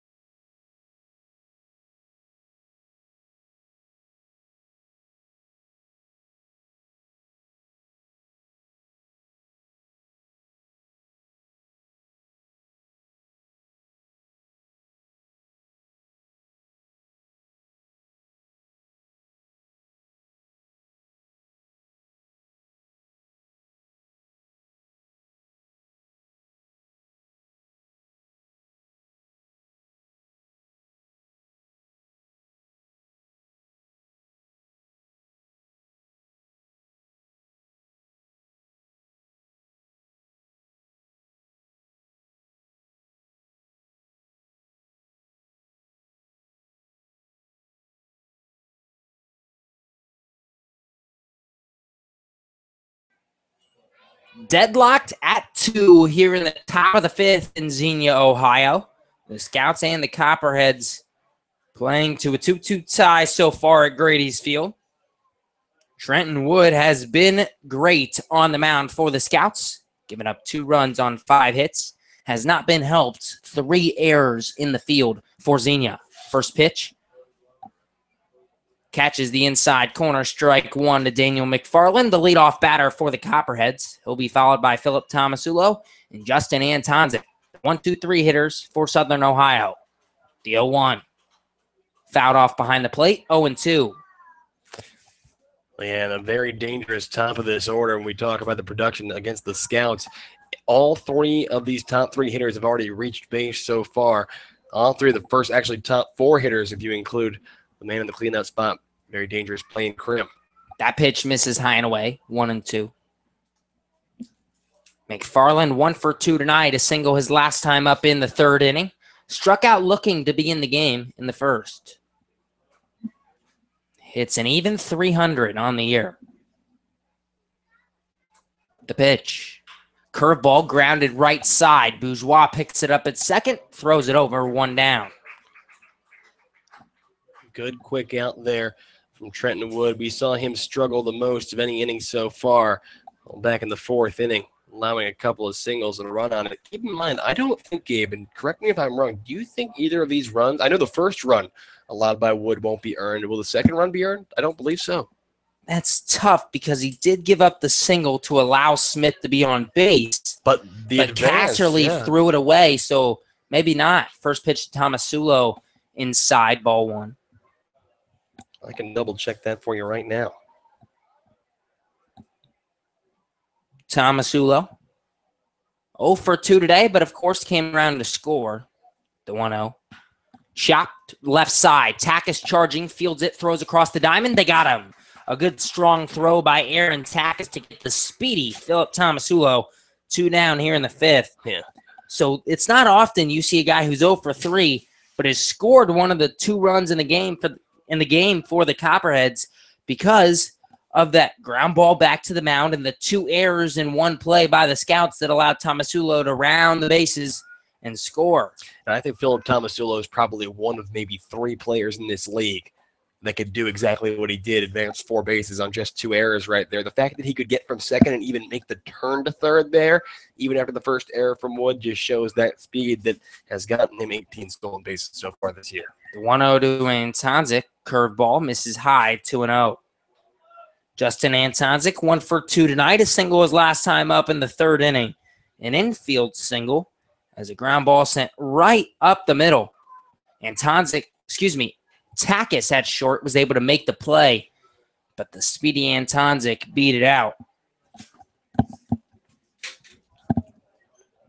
Now the 2-0 pitch. Fastball way high and tight. Justin had to duck out of the way of that one. 3-0. And Trenton Wood now. This will be pitch number 84 on the evening. So the pitch count getting up there in the 5th. You hope Wood can get this 3rd out here and go a 6th for the Scouts. The 3-0 catches the outside corner, strike 1. If Trenton Wood can go 6 innings in his first start of the summer for Xenia, that'd be a pretty nice night. Well, absolutely, especially after not having thrown a live baseball game since the end of Mount Vernon's season. 3-1. Misses way low. That ball bounced a few feet in front of the plate. And my question for you and for myself and for everyone who follows the Scouts are, who are the available relievers tonight? Because the Scouts, Landon Williams and Caden Owens, I don't know if either of them can go. Jack Raines is not available either. Well, I guess if Landon only pitched, what was it, like a 1/3 of an inning last night? Yes. So he might be available. Realistically speaking, but we know that Oklahoma Wesleyan really doesn't want him pitching on back-to-back days. Maybe Kyle Brunner. Throw over to first. Antonzik dives back safely. I suppose, yeah, that's a possibility. We know Brunner is battling a pretty bad cold right now. Yeah, did not look happy this morning. No. Now the first pitch to Blaine Krim.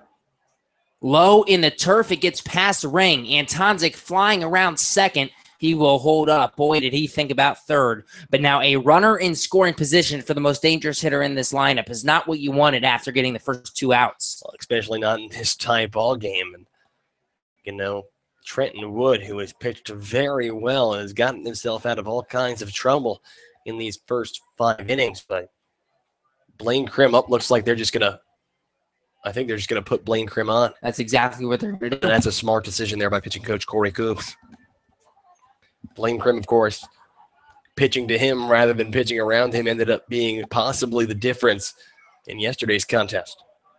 And now the question is, they don't know the league rule. Can you just put Krim on right here? Do you have to pitch the 3? I think that because we are an MLB-funded league in the Great Lakes League, I'm pretty sure we just follow all MLB rules. And because you can do that in the MLB now, I think you can do that here.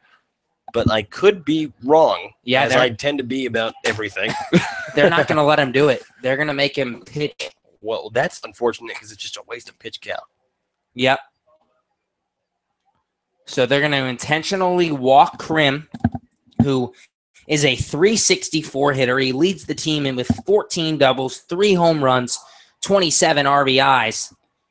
Doesn't get any easier, though, with Evan Haberle on deck. Evan Haberle on deck. Haberle is 0 for 2 tonight, but he is also a .351 hitter. Trenton Wood, no mistakes there on the intentional walk, no overthrow of ring or anything like that. This kind of game, with the game that we've had so far, that would be the day. This would be the day for that to happen. So Krim with the intentional walk. That brings up Evan Haberle. Haberle playing third base tonight for the Copperheads. 0 for 2. Steps in, taps the plate. As we're tied at 2 here in the top of the 5th. The Copperheads with runners on first and second, 2 down. The first pitch to Haberle. Gets away. And time is called. The home plate umpire saying that that ball hit Evan Haberle. Haberle arguing that that ball never hit him. Donald Ring was standing at the plate like, what's going on? And Tontek ended up coming around from second and scoring. But they're not going to let the run count. And the bases are loaded with 2 down for Southern Ohio. Yeah, Bryson Smith coming to the plate, a guy who already has a hit today. And that's a kind of an odd situation here, Gabe, that you see someone arguing that they did not get hit with the pitch. But it's almost a good thing. But at the same time, even with Anton's speed, I'm sure that Ring thought that that was a hit by pitch, because no one just reacts to a passed ball with a runner in scoring position by just letting it get completely by him. But here comes Bubba Cates out to the mound. Yeah, Bubba Cates coming out to the mound. We do have someone in the bullpen now. I can't quite see who it is. And if you're Cates, I don't think you can make a move here, because no one was going in the bullpen for the Scouts 3-4 minutes ago, maybe even 2 minutes ago. I think I see Ryan Mills. Could be Ryan Mills. Could be. I think it's Ryan Mills. Yeah, I think it's Ryan Mills too. But I got to ask this question.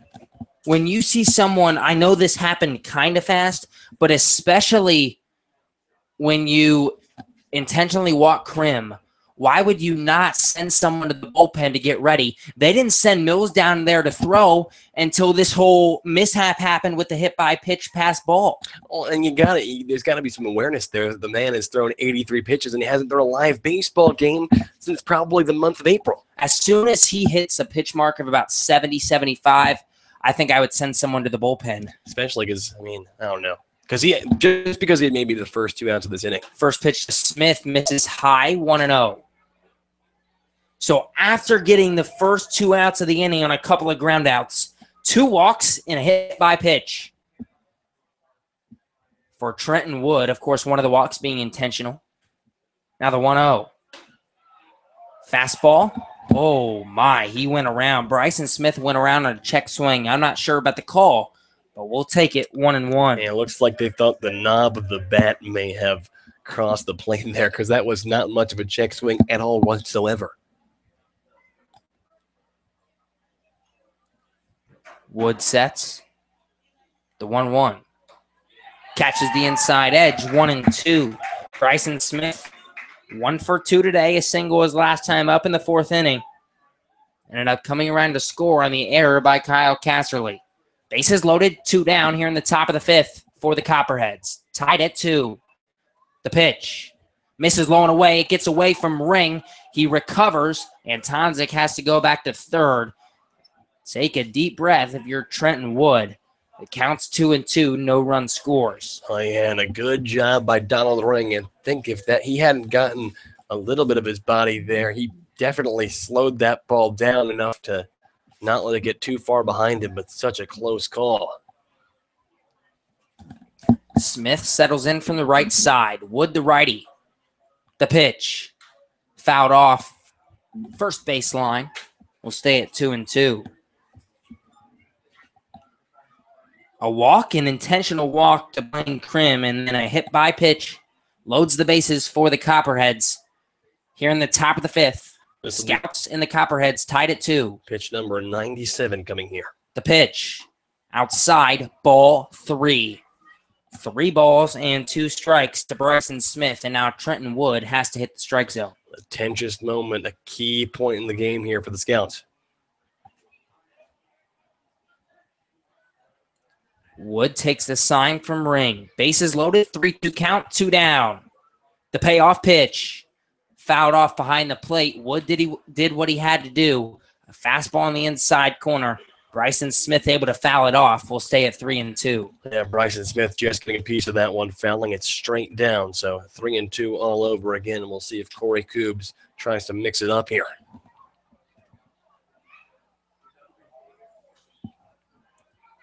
The most important pitch of the ball game for Trenton Wood.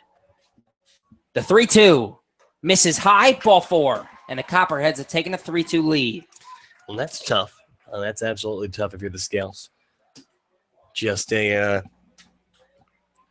be interesting to see here if Trenton Wood's going to be able to continue this ball game. What started off as just, a walk with 2 outs, and you follow that up with an intentional walk, and then suddenly you hit a guy with a pitch on your first throw.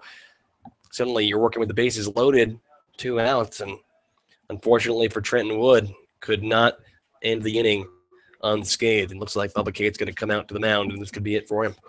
And now Ryan Mills is going to have to come into pitch after having 6, 7, maybe 8 minutes to warm up.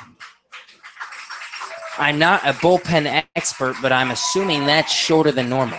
Yeah, not too much, but we've seen Scouts work with less. But my issue here being, he'll have to get Matt Harrison.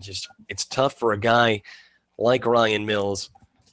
Let's look at the walks numbers. He has not been too successful so far this season. Mills on the year.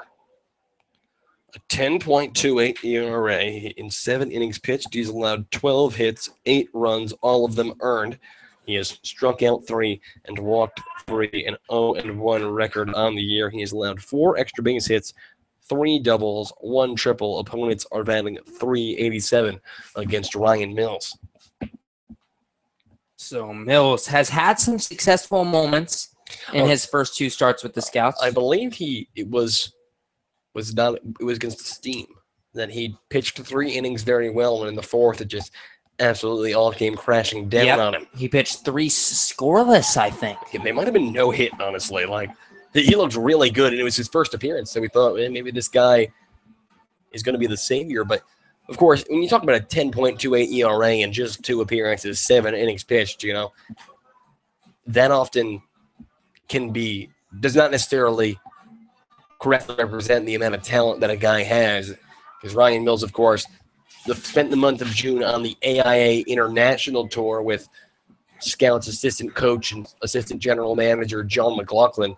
They did Guatemala and Panama, playing some teams down in Guatemala and Panama, and Mills, who threw a whole ton with that AIA International group, coming out for a second section. Now, remember, that AIA International team only had 3 pitchers on the staff. They played 20 ball games. They had to add a couple of local Guatemalan guys, Dominican guys, and Panamanian guys, just former professionals, to just get them through the season.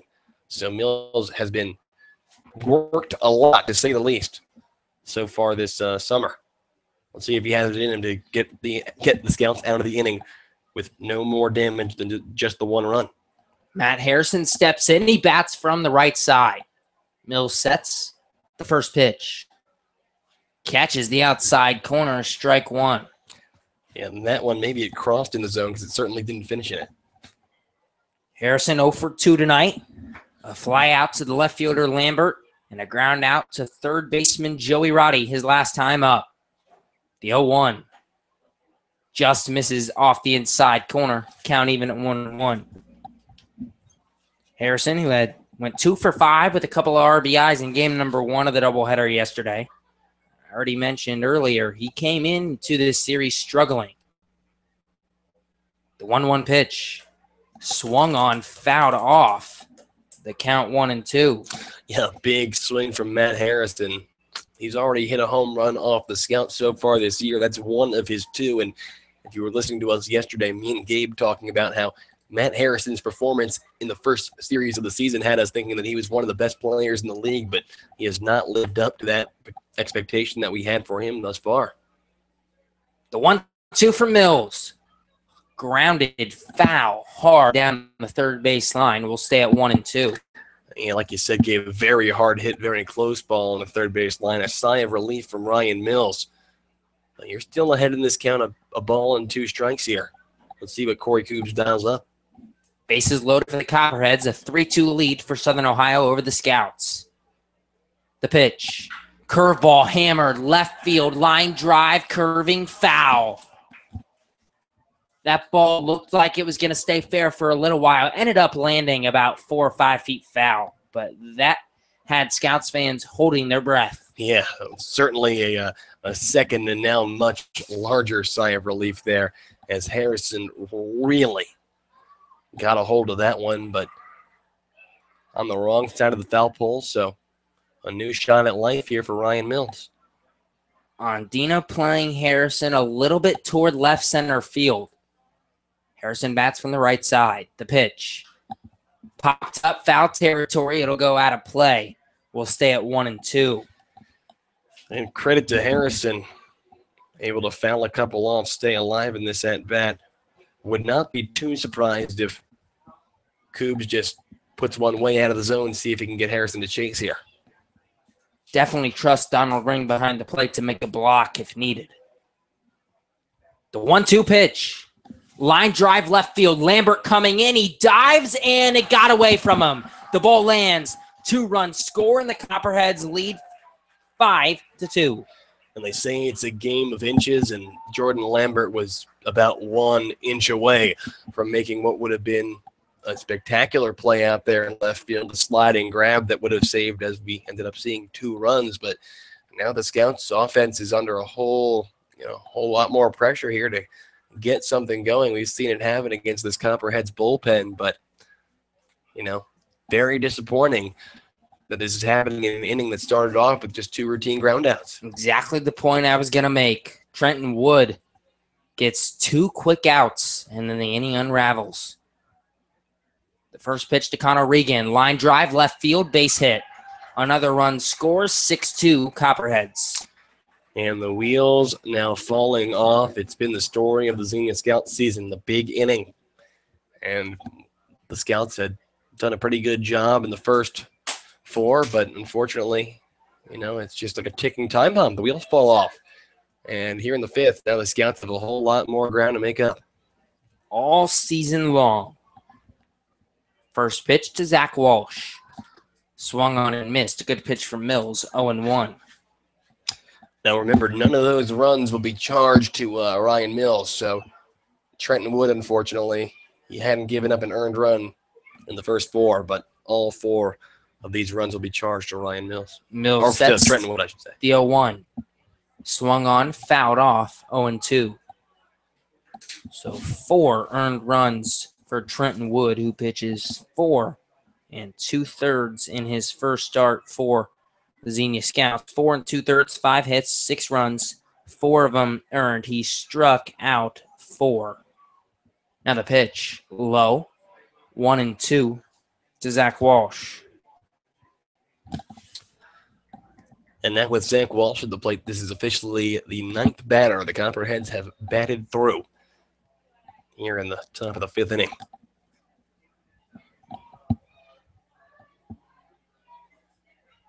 The 1-2 pitch. Curveball swung on and missed. Strike 3.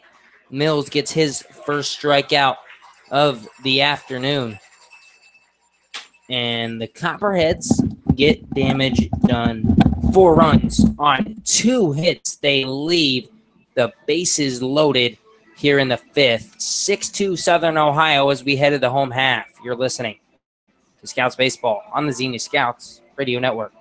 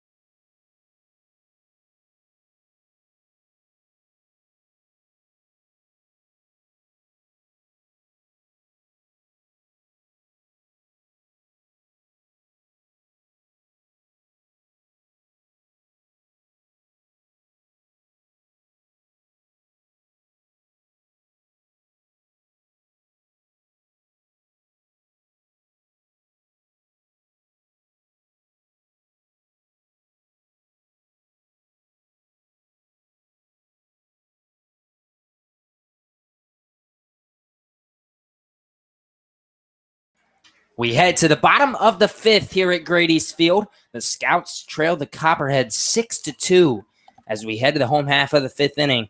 Francisco Andino leads it off here for the Scouts. The first pitch. Curveball finds the zone, 0-1.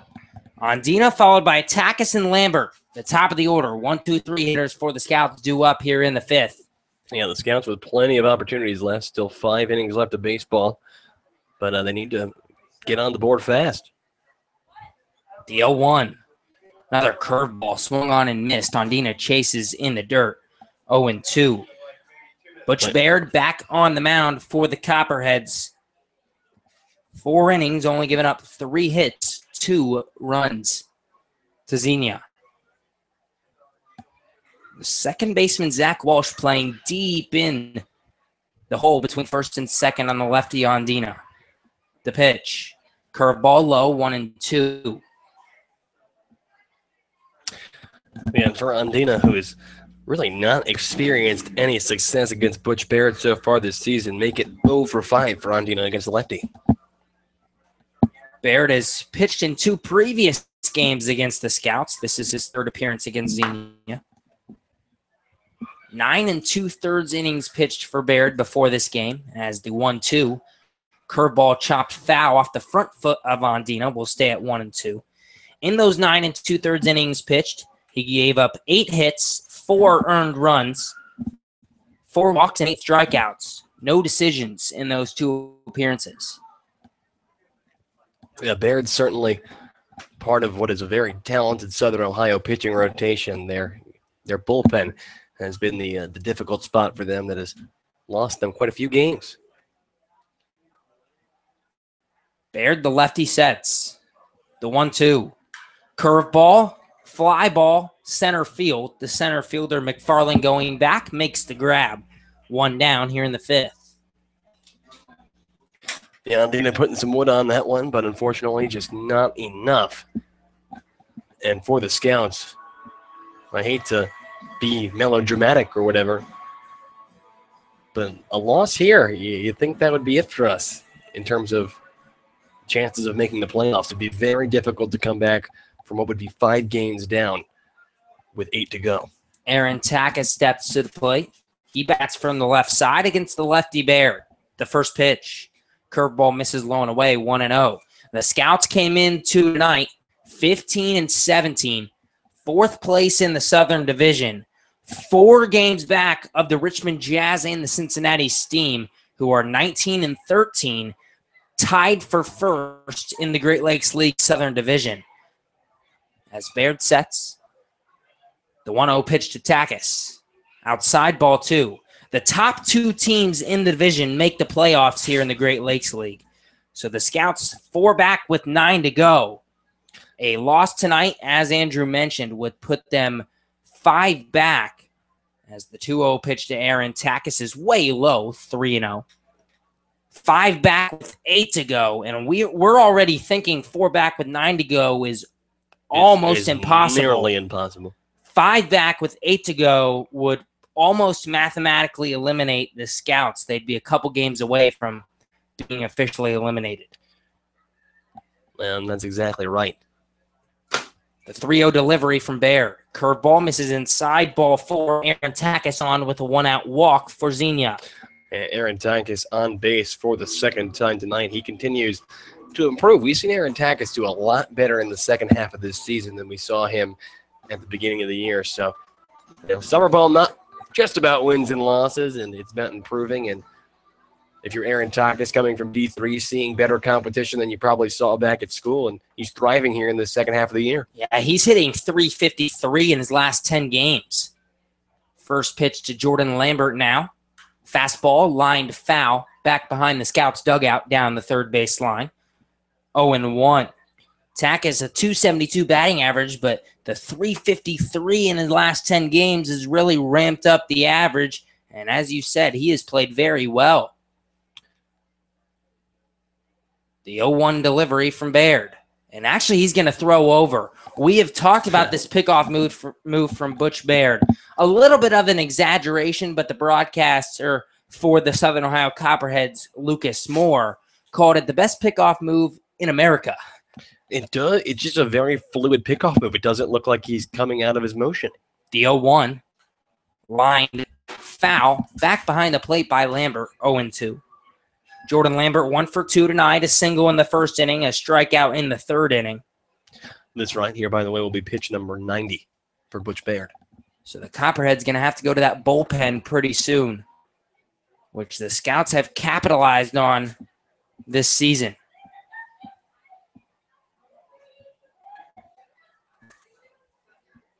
The 0-2 pitch from Baird. Fastball fouled off once again behind the plate. We'll stay at 0-2. And I believe we heard from the Copperheads broadcasters as well that their best reliever on the year has been shut down. Yes. Sexton for the Copperheads has been shut down for the year. Obviously, his college having to play a significant role in that decision. Now the 0-2 to Jordan Lambert. Curveball popped up, shallow right field. The second baseman going back. Tomasula, the right fielder, going back, and the ball lands. Tackett is out at second because he had to freeze. So he is out. Do you have to rule that a single for Jordan Lambert? Well, there's just not much you can. I mean, there's a fielder's choice. It's a fielder's choice. There's not. I mean, it's essentially a single, but there's just not much you can do about it. Well, actually, wouldn't the definition of a fielder's choice be that they could have gotten him, right? I don't know. It's tough. Baseball's so confusing sometimes. Lambert on first now, 2 down for the Scouts. Kyle Casserly at the plate. Butch Baird trying to get through his 6th inning of work. The pitch. Grounded left side, under the glove of the first baseman, Harrison. Lambert going first to third. He's in easily. Runners on the corners, 2 down for the Scouts here in the 5th, And Kyle Casserly was certainly due up for a hit. He was 10 for 23 coming into the game, 0 for 2 on the day, but picking up hit number 11 now, I guess, in his last 26. That's still over 400. In his last 7 games. In the last 7 days, so I think it's been 5 games. Okay. But nonetheless, Kyle Casserly, we talk about how Aaron Tackett has improved. We've also seen improvement from Jordan Lambert and especially Kyle Casserly. At the beginning of this year, Kyle Casserly was hitting abysmally. But he has really ramped up the production and hopefully can move into his junior year with the Wright State Raiders and be a contributor in the spring. Donald Ring at the plate now for the Scouts. First pitch to Ring. Fastball at the knees, strike 1. Ring 0 for 1 with a walk today. He struck out back in the 2nd inning, walked in the 4th. Baird sets. The 0-1 pitch. Curveball, lazy blooper into left. Coming in is the left fielder, Antonzik. He makes the grab. So the Scouts get a couple of base runners, but nothing doing in the 5th inning. No runs on 1 hit and 2 left the board. We head to the 6th. Scouts trail 6-2 to the Southern Ohio Copperheads. You're listening to Scouts Baseball on the Xenia Scouts Radio Network.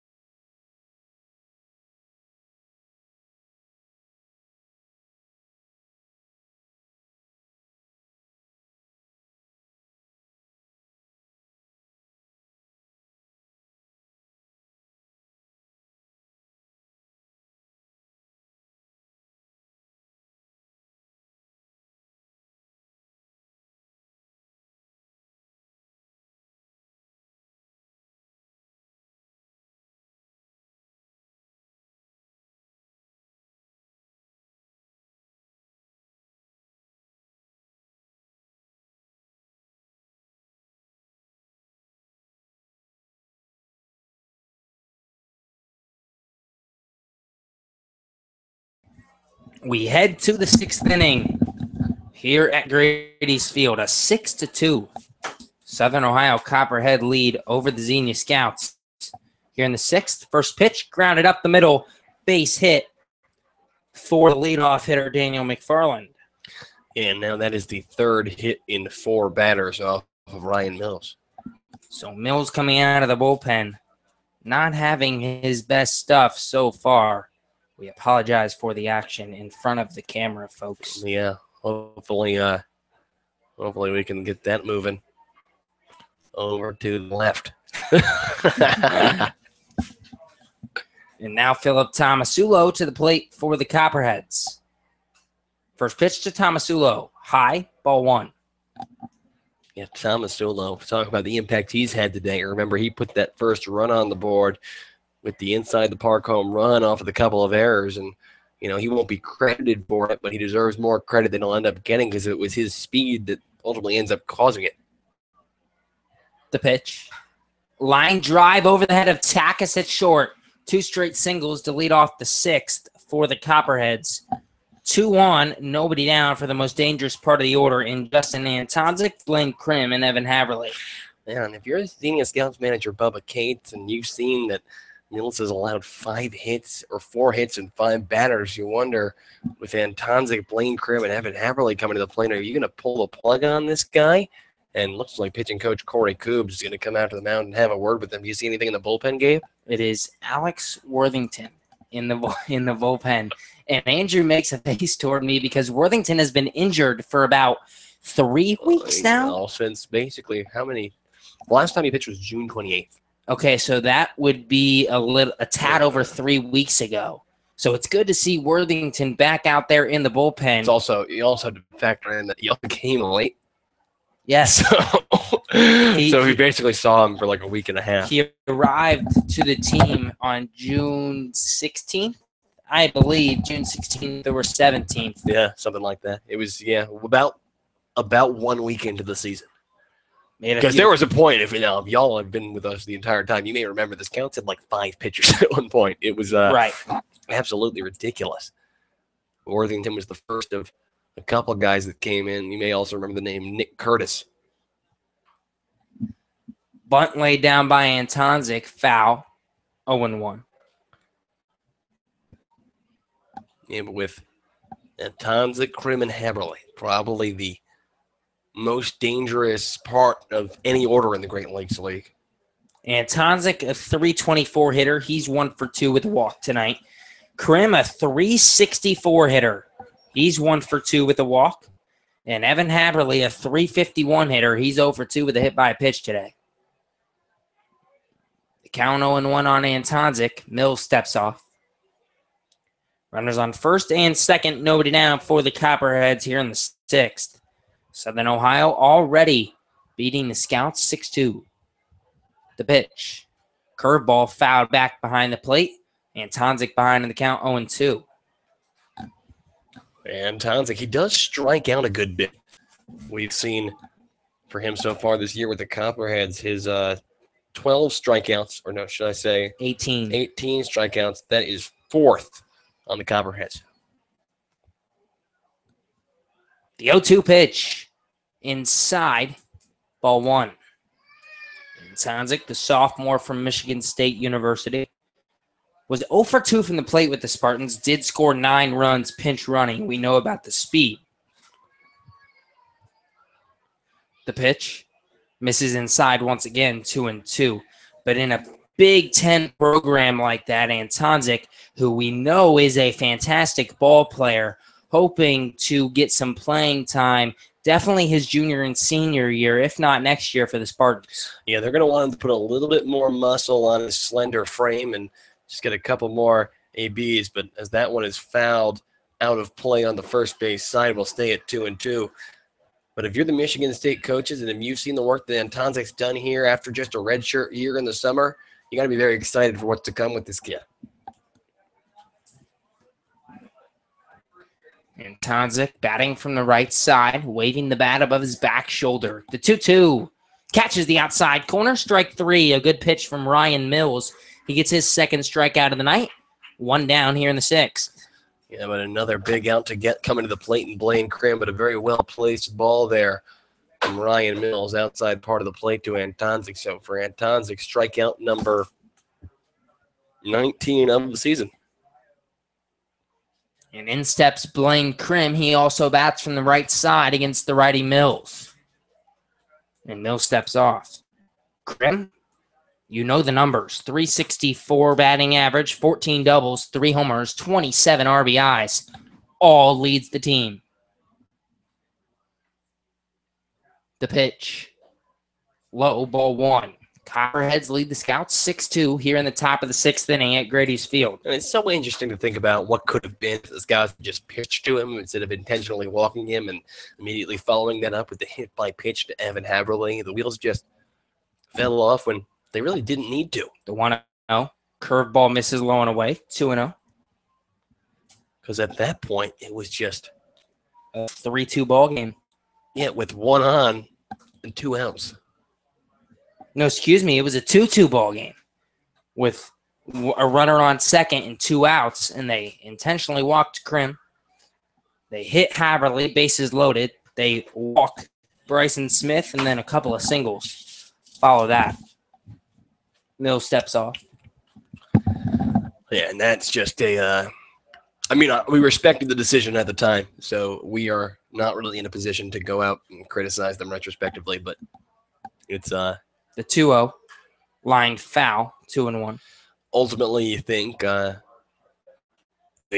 Once you know that they allow, you gotta play the what if game. Yeah, you gotta play the what if game. It's just tough to think about. The 4-run fifth inning for the Copperheads. This game was deadlocked at 2 through 4. Now the pitch. Curveball, line drive, right center field. It lands. Base hit. Ondina cuts it off, but not before 1 run scores. The throw to second, and Krim is tagged out.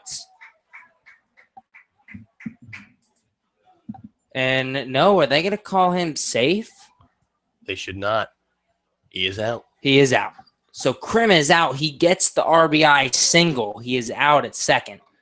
Yeah, Krim just really roping that ball. A good job there in the outfield for the Scouts, relaying that ball back over. But the damage continues to pile on. The Scout deficit now up to 5 runs. 7-2. Philip Tomasulo on third for the Copperheads. Evan Haberly at the plate.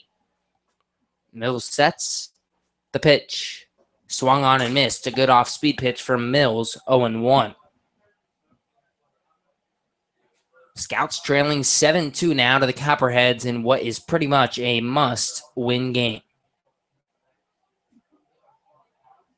Tomasulo leads off third, the pitch. Ground ball right side. Casserly fields it at first. Flips to Mills, who tags first base. And that'll do it for the Copperheads here in the 6th inning.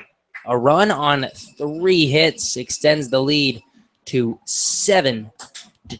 You're listening to Scouts Baseball on the Xenia Scouts Radio Network.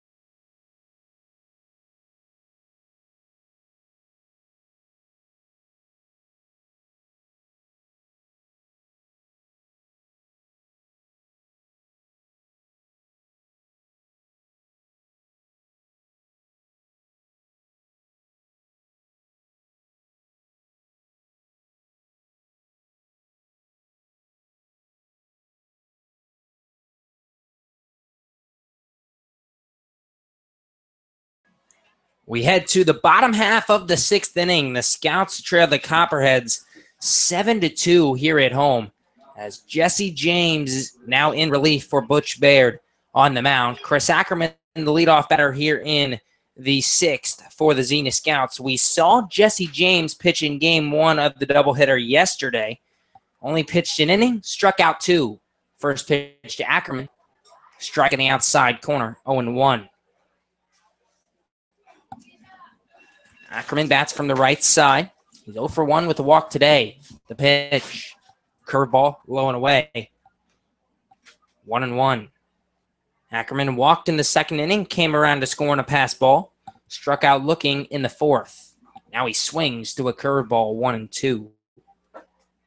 Strikeout has been Ackerman's problem. 32 on the year. He has 20 strikeouts in his last 11 games, almost 2 a game. The 1-2 pitch. Curveball low, 2-2. Ackerman has struck out in every game but 3 this season for the Scouts. Wow. And, his batting average on balls in play probably pretty high. The pitch. Swung on and missed. And there's the 2 tonight. Ackerman's over 2 with a couple of strikeouts, 1 down in the 6th. And for the Scouts, got to get some offense going fast. Joey Roddy to the plate here. And, with the deficit now at 5, you just got to hope that the Scouts can pull some magical comeback off like they have a couple times against this Copperheads bullpen so far this season. First pitch from Jesse James. Outside, ball 1. Joey Roddy, 1 for 2 tonight. An infield single in the 4th inning, his last time up. A ground out to the pitcher, Butch Baird. His first time up as he takes a strike in the outside corner, 1-1. Roddy, you have to call it an infield single because Zach Walsh ended up making the play, but that ground ball did sneak into right field. The pitch. Foul ball behind the plate, 1-2. As Roddy sent a slow ground ball through the hole between first and second. Walsh fielded the ball about 5-6 steps deep into right field. Joey Roddy easily beat it out. Yeah, Joey Roddy able to run that ball out easily. The 1-2 misses outside. Count even at 2-2. Scouts trailing 7-2 here in the home half of the 6th. Badly needing a win to keep the season alive. The pitch swung on and missed. Roddy goes down swinging. Jesse James, 2 batters faced, 2 strikeouts. No surprise that we're seeing this from Jesse James. James, a guy who has punched out 10 batters on the season so far in 16 innings. So I'm actually going to rephrase that. It is surprising that we've seen this from Jesse James. I was thinking about a different reliever. I was thinking about actually Sexton, who had 21 and 16, but first pitch to Dylan Lottenville, curveball swung on and missed, 0-1. Lottenville 0 for 1 with a walk. He struck out back in the 4th his last time up, the 5th victim of Jesse James. Of Butch Baird. Now the 0-1 from Jesse James. Inside corner, strike 2. Lottenville still looking for that first home run. A guy who swings for the fences pretty much every time. We saw it with his first swing in this at-bat. The 0-2. Ground ball up the middle. Play made by the shortstop Smith. Throws it over, and Lottenville is out. A 1-2-3 inning for Jesse James on the mound. We head to the 7th. The Scouts trail by 5. You're listening to Scouts Baseball on the Xenia Scouts Radio Network.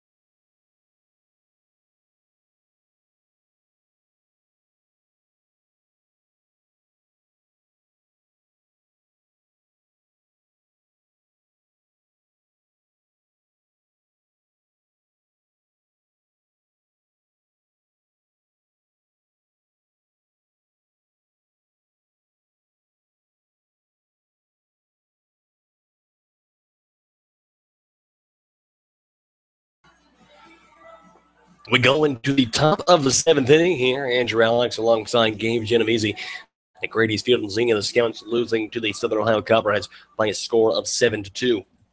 A new pitcher into the game for the Xenia Scouts. It is going to be Alex Worthington. We haven't seen Alex in quite some time on the mound. The lefty from the state of Washington. First pitch fastball outside part of the plate. A called strike 1. Worthington's numbers on the year of 13 .03 ERA in at 9 2/3 innings pitched. He has an O, or should I say a 1-1 record on the year. The 0-1 pitch bouncing on the dirt on the outside. I haven't even said who's at the plate yet, but that man is Bryson Smith. Smith, the shortstop from Western Kentucky, is 1 for 2 on the day. He has scored 2 runs. He singled and came around to score in the 4th. He walked and came around to score back in the 5th. Curveball swung on and missed there. Worthington now ahead in this count. 1 ball and 2 strikes here with nobody. Bryson Smith at Western Kentucky, of course, that's the Hilltoppers, a Division I program in, you guessed it, the state of Kentucky. The 1-2 pitch, that one in the dirt, evens up the count 2-2. Smith with the Hilltoppers this past year, a .271 average, 4 RBIs, a home run. So not too many appearances at the plate, but the man comes from a baseball family or an athletic family. His curveball missing upstairs. The count goes full, 3 balls and 2 strikes. His dad actually plays shortstop at Clemson University. Clemson, of course, a big-time powerhouse Division I program down in the state of South Carolina. So 3 balls and 2 strikes now to Bryson Smith. Worthington sets and delivers. And that pitch, a fastball fouled straight back into the screen. We're going to stay at 3-2. It'll be Bryson Smith, Matt Harrison, and Connor Regan due up for the Copperheads here in the top of the 7th inning. Southern Ohio leading Xenia by a score of 7-2. Worthington, the southpaw, against Bryson Smith, who bats from the right side. The 3-2 pitch, fouled out of play. This time on the first base side, out of play. We are going to stay at 3-2. Worthington, the last time we saw him appear in a game for the Scouts, back on June 28th. Has been battling with injuries all season long. The 3-2 pitch again, curveball upstairs, ball 4. The leadoff man of Bryson Smith is on with a walk. And now Matt Harrison going to come to the plate with 1 on and nobody out. Well, Matt Harrison, a guy who is 1 for 3 on the day. His 2 RBI single back in the 5th inning made this game go from what was a 3-2 game to a 5-2 game. 2 big outs, but first pitch curveball from Alex Worthington, taken all the way there by Harrison. On strike 1. So Harrison 1 for 3 on the day, a .247 hitter, 5 doubles, 2 home runs, and 12 RBIs on the year for the first baseman from Marshall University. Curveball that time, hit hard but foul, third base side. 0-2 now the count to Matt Harrison. Harrison, a fly out to left in the 1st, a ground out to 3rd in the 4th, and then, of course, the 2 RBI single back in the 5th. 0-2 the count. Bryson Smith leads from first. Pickoff attempt back over there by Alex Worthington, not in time. Bryson Smith on the year in terms of stolen bases.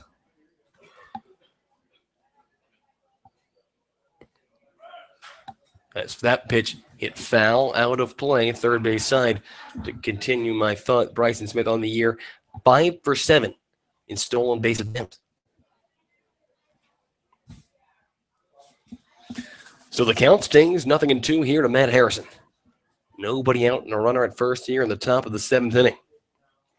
The lefty Worthington, he looks over to first. He sets and delivers. Curveball hit on the ground. That's going to find the gap past the shortstop, Aaron Takis, and roll into left field, a base hit. Matt Harrison has his 2nd single of the game, and the Copperheads have runners at first and second here with nobody out in the top of the 7th. So Southern Ohio is just trying to continue to pile the runs on here. And let's remind you, folks, that Xenia has made massive comebacks against these Copperheads. The Copperheads bullpen is not known for being very successful at doing their jobs. And you know what that job is? It's holding leads. But if the Scouts keep allowing more and more runs, well, then it makes the odds of that comeback just all the more difficult. So now Connor Regan to the plate. Regan, the catcher from the University of Buffalo, a .273 hitter on the year, 4 doubles, 9 RBIs. A good day so far, though. He's 2 for 3. A pair of singles both in the 5th and in the 4th. First pitch to him, that one missing low and away. And it looks like the catcher, Donald Ring, going to go out and have a word with Connor Regan. Regan, the catcher from the University of Buffalo. Played with the Buffalo Bulls this past season. He was a 163 hitter there. He played in 34 games, starting at 19 of them. 7 RBIs, 3 doubles, did not hit a home run or anything like that. That was just, of course, his freshman campaign with the Buffalo Bills. But Buffalo Bulls, not the Buffalo Bills. That is a professional football team. The 1-0 pitch. And that one comes way on the inside in the dirt. 2 balls and no strikes here.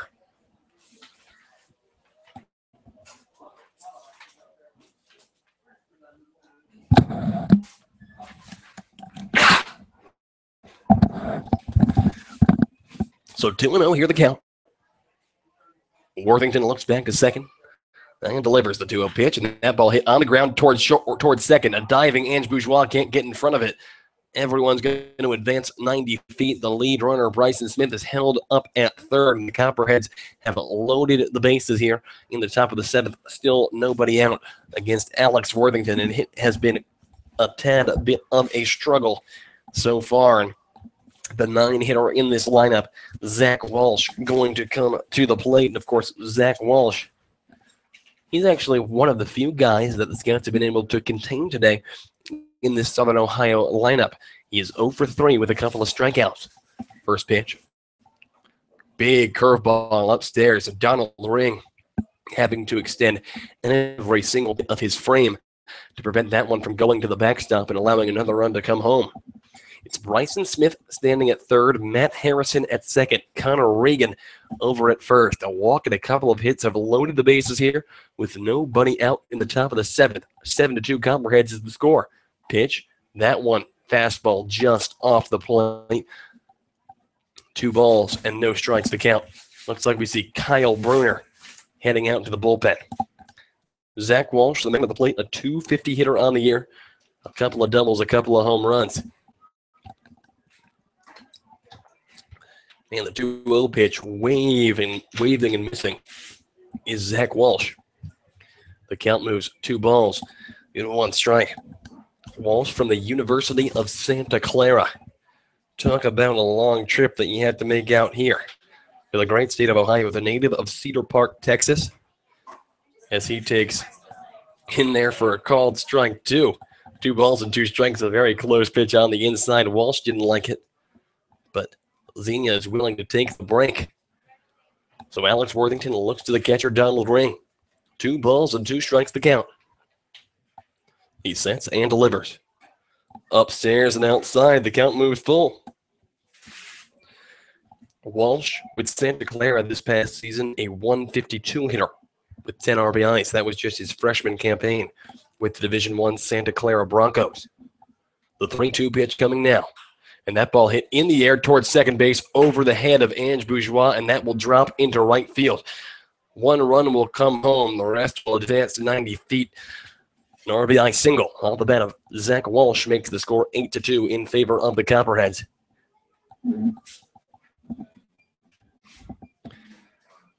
So Alix Worthington has still yet to record an out here in the top of the 7th inning. It has been 3 hits and a walk. The base is still loaded here with nobody out. Now back to the very dangerous top of the order for the Southern Ohio Copperheads. Daniel McFarland, the man at the plate. McFarland is 2 for 4 on the day. Couple of singles. He just came around to score a run as well. First pitch from Worthington, low and away. 1 ball and no strikes to count to the center fielder from Eastern Kentucky, Daniel McFarland. The 1-0 pitch. Fouled straight back into the screen. 1 ball and 1 strike to count here. It's Bryson Smith who came around to score the first run. Matt Harrison at third. Connor Reagan at second. Zach Walsh standing at first here for the Copperheads. The 1-1 pitch. Fouled hard out of play. Third base side. 1 ball and 2 strikes now the count. McFarland, a 300 hitter on the year, 7 doubles, 15 RBIs. Like we said, already 2 for 4 today. The 1-2 pitch from Worthington. Fastball on the inside. The count evens up 2-2. Philip Tomasulo awaits on deck. The Copperheads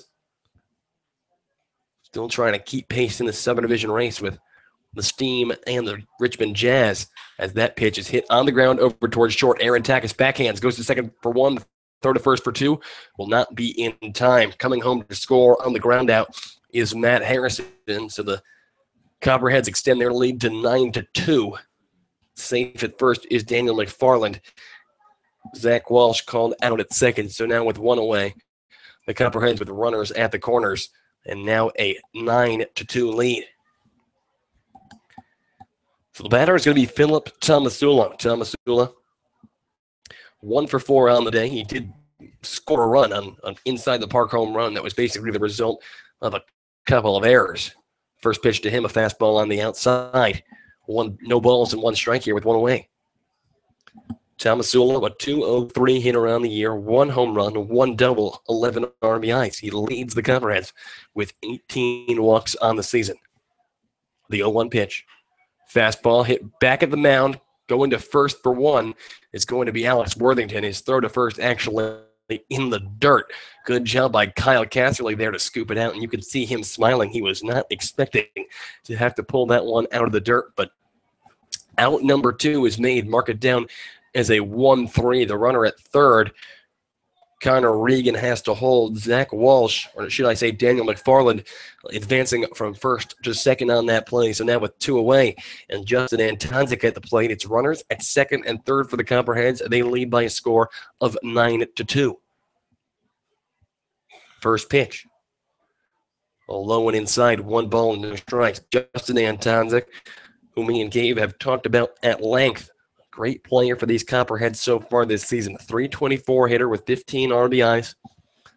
Both the batting average number and the RBI number third on this Copperheads ball club. The 1-0 pitch missing on the inside again. Another fastball from Worthington. He's behind in this count 2-0 against Justin Antonzik. The very dangerous Blaine Krim awaits on deck. 2 balls and no strikes now. The pitch from Worthington, and that ball hit on the ground towards short. Aaron Takis fields it cleanly, rockets it over to first in time. Out number 3. So 3 runs, or no, should I say 2 runs on 3 hits and 2 men left aboard for the Southern Ohio Copperheads in the top of the 7th. We are in the middle of the 7th. It's stretch time here at Grady's Field in Xenia, Ohio. 9-2 Copperheads is the score. Don't go anywhere. We'll be right back. You are listening to Xenia Scouts Baseball on the Xenia Scouts Radio Network.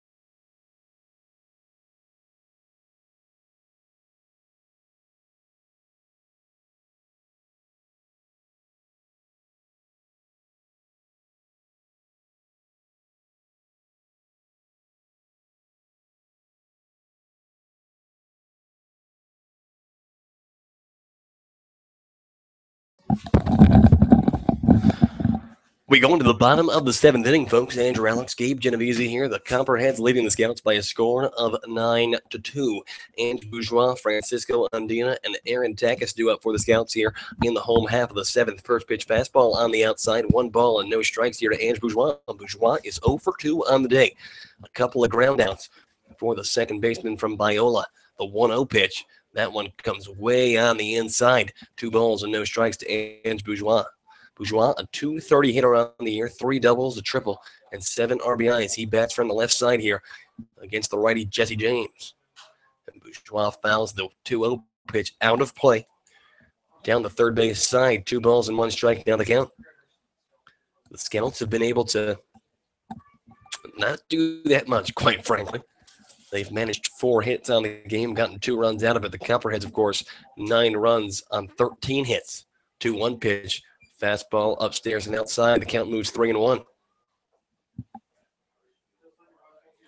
A game that was very close until the 5th inning of play. A 2-2 ball game after 4 as Bourgeois takes on the inside ball 4. So the Scouts with the leadoff man aboard now. Ange Bourgeois draws the walk and back to the top of the order. But a 2-2 game going to the 5th inning. The base is loaded and 2 outs for the Copper. Actually, the base is loaded. Well, 2 outs and nobody on. Ends up being the bases loaded and 2 outs.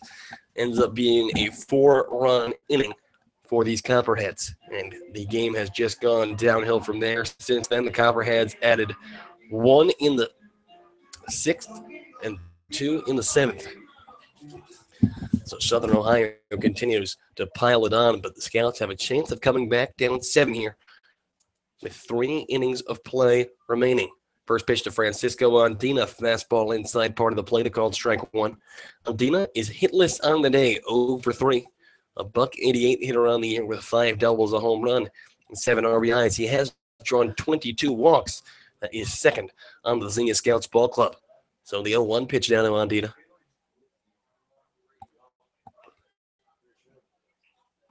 Curveball taken all the way, a called strike 2. 0-2 here to Francisco Andina. Aaron Takis awaits on deck. It's Ange Bourgeois at first here. With nobody out in the home half of the 7th, 9-2 Copperheads is your score. Andina, the Puerto Rican from Spring Arbor University. The 0-2 pitch. Curveball fouled straight back. Will stay at 0-2. Now, Gabe, what do you think is the biggest comeback we've seen all year from these Scouts? I mean, down 3-0 to the best team in the league in the Lima Locos, scoring 4 in the 9th. Runs-wise, off the top of my head, I can't think of it right now. The 0-2 pitch to Francisco Andina coming here. Swung on and missed, strike 3. Francisco Andina punches out. He is now 0 for 4 on the day. And 1 out and 1 on now for Aaron Takis. Aaron Takis, well, he's had a pretty decent day so far. He is basically responsible for 1/2 of the total run production for the Scouts today. His double back in the 3rd inning ended up stealing 3rd, and then on the throw over to 3rd to try to get him stealing, the catcher, Connor Regan, overthrew the 3rd baseman, Evan Haberly, by a long shot, allowing Takis to come home and score run number 2 for the Scouts. At that point, they were winning 2-1. How times have changed. First pitch curveball upstairs, 1 ball and no strikes to Takis. Takis, a .272 hitter on the year, 2 doubles and 11 RBIs. The shortstop, the native of Oviedo, Florida, same hometown as Jacksonville Jaguars quarterback Blake Bortles. He bats from the left side against the righty Jesse James. The 1-0 pitch is lifted into deep center field. Going back is the center fielder, Daniel McFarland. He'll make the catch at the warning track for out number 2, but it's not very often that we see Aaron Takis hit the ball that hard. That was probably the farthest hit ball we've seen from Takis all year, just from the standpoint that out to dead center field is a little over 400 feet here at Grady's, and that ball was caught a few steps onto the warning track. Takis has obviously had a couple doubles down the left field lines, but not nearly as far as that one. So now Jordan Lambert to the plate. Lambert is 1 for 3 on the day. He basically singled his last time up, but ended up getting called out. Or no, the man in front of him, Kyle Casserly, or should I say the man in front of him was Takis, that ended up getting put out at second because it was just a blooper into right field, and Takis didn't know whether it was going to be caught, so he had to stand halfway between first and second, and then ultimately the right fielder was just able to toss it over and turn what would have been a single for Lambert into a fielder's choice. But Lambert is 10 for his last 25. A very impressive last couple of ball games for the left fielder from the University of Tennessee, Martin. But he swings and misses at the first pitch, so now 0-1 the count to Jordan Lambert with 1 on and 2 away here in the home half of the 7th. The 0-1 delivery, curveball hit high in the air, sky high, foul territory behind home plate. The catcher, Connor Regan's going to watch that hit the awning over the stands here at Grady's Field, and the count will remain 0-2. Jordan Lambert, a .313 hitter on the year. Tops on the Scouts Ball Club, 17 RBIs on the year. That is second in the Xenia lineup. So Lambert bats from the left side here against the southpaw, Jesse James. Ange Bourgeois leads from first here. 0-2 here with 2 away. The pitch. Curveball upstairs. The runner Bourgeois goes. Throw over to second will not be in time. Ange Bourgeois steals second safely. That will be stolen base number 5 on the year for Ange Bourgeois. And the Scouts have moved a runner in scoring position here with 2 away. A big RBI opportunity for Jordan Lambert. And a good jump by Bourgeois on the steal. He's pretty good at reading pitchers going to the plate, and he did it there. So here comes the 1-2 pitch to Jordan Lambert. Fastball, low and inside. 2 balls and 2 strikes moves the count. Lambert, we've seen him impress these last couple of ball games. It was on Sunday that Jordan Lambert's walk-off double put the Scouts over the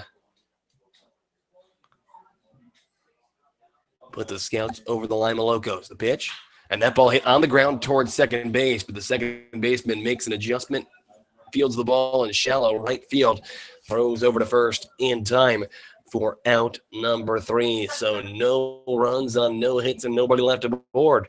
Or wait, 1 man left aboard, I should say, for the Xenia Scouts here in the home half of the 7th. Oh, gosh. We played 7 innings of baseball here at Grady's Field, Xenia, the Scouts. They trailed the Southern Ohio Copperheads by a score of 9-2. Don't go anywhere, folks. We'll be right back. You're listening to Xenia Scouts Baseball on the Xenia Scouts Radio Network.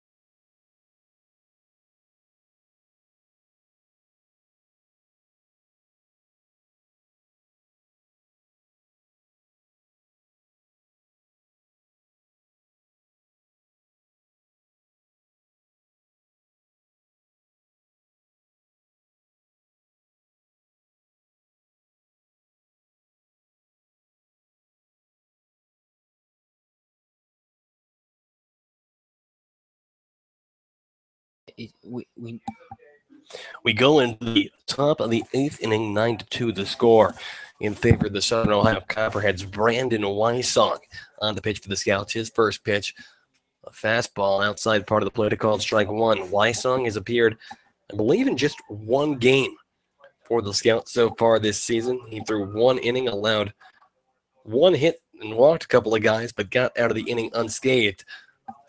The 0-1 pitch. Fastball just missing on the outside part of the plate. 1 ball and 1 strike now the count. The batter is number 9, Blaine Krim. Krim, one of the most dangerous hitters in the Great Lakes League, a 364 average thus far. Wysong delivers upstairs. Krim taking all the way. 2 balls and 1 strike now the count. Krim, 364, 14 doubles, 1 triple, 3 home runs, 27 RBIs. He's 2 for 3 on the day, a couple of RBIs, and he has drawn a walk as well. The 2-1 pitch. Wysong delivers fastball outside part of the plate yet again. The count evens up, 2 balls and 2 strikes. It's Krim, Haberly, and Bryson Smith due up for the Copperheads here in the top of the 8th inning. Wysong looks to the catcher, Donald Ring.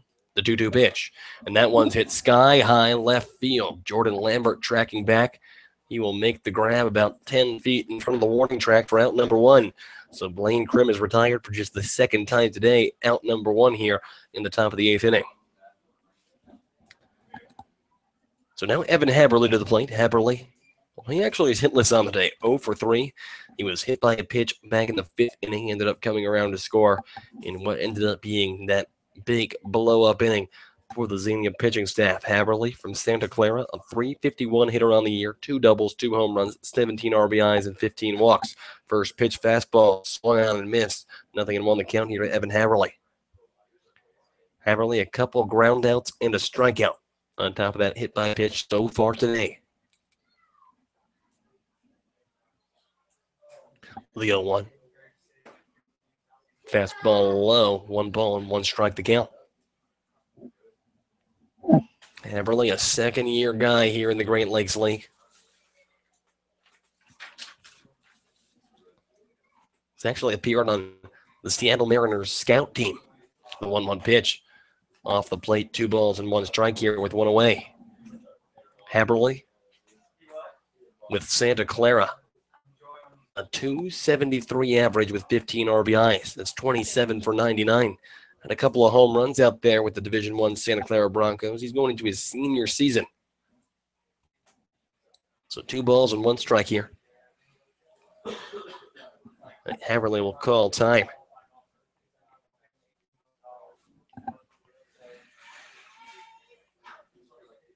The 2-1 pitch. Fastball missing just on the outside. And Evan Haberly now ahead in the count, 3-1. Yeah, just off the outside part of the plate there. Good pitch from Wysong. So 3 balls and a strike now to Evan Haberly. The pitch. Fastball high, ball 4. So Evan Haberly is aboard with a walk. The first base runner allowed here by Brandon Wysong in the 8th. And now Bryson Smith will come to the plate as the Copperheads continue to try to add a couple more. So Bryson Smith to the plate. Smith, the native of Naples, Florida, plays his college ball at Western Kentucky. He has had a good day so far. He's 1 for 2, but has drawn a couple of walks and come around to score 20s.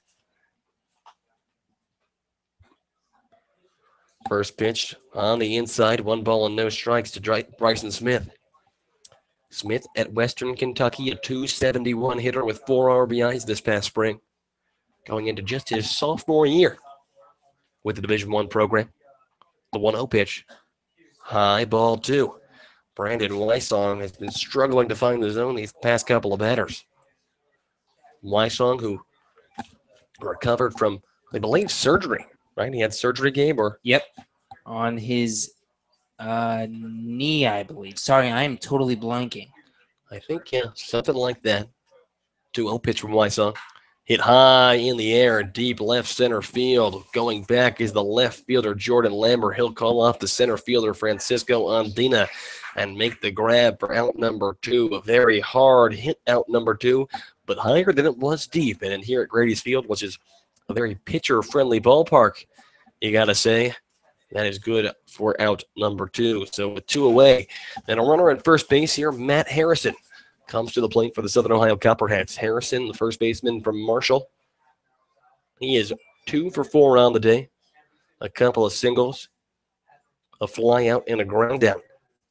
Both of those singles coming against the Xenia Scouts bullpen. He attacks first pitch and takes it into deep left field, going back Jordan Lambert, and he will watch it fly. A 2-run home run for Matt Harrison, his 3rd home run of the year, his 2nd off of the Xenia Scouts, and that extends the Southern Ohio lead to 11-2. Harrison just attacking first pitch there and tanking it all the way over that left field wall. So that's got to feel good if you're Matt Harrison. Came in to this series batting under 200 in his last 10 games. He's now 3 for 5 tonight with 4 RBIs. He went 2 for 5 with a couple of RBIs in game 1 of the doubleheader yesterday.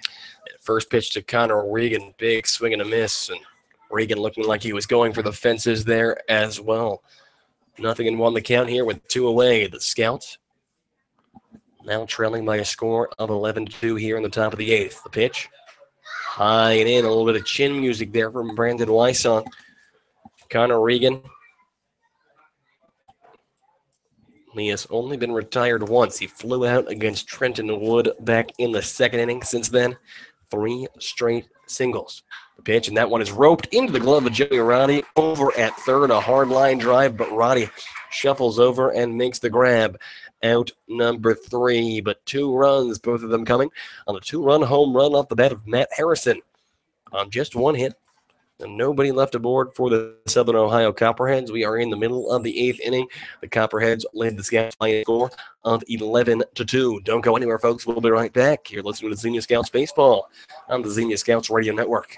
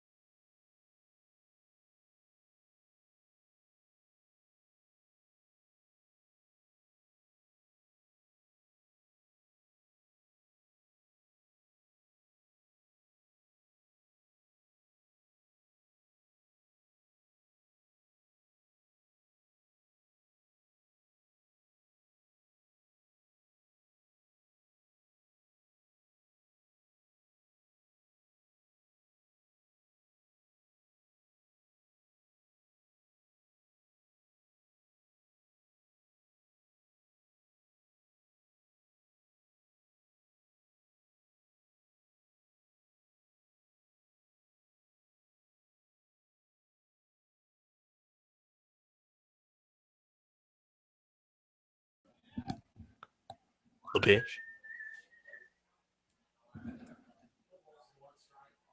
The 0-1 pitch to Ring. Swing and a miss, and he falls behind in the count, 0-2.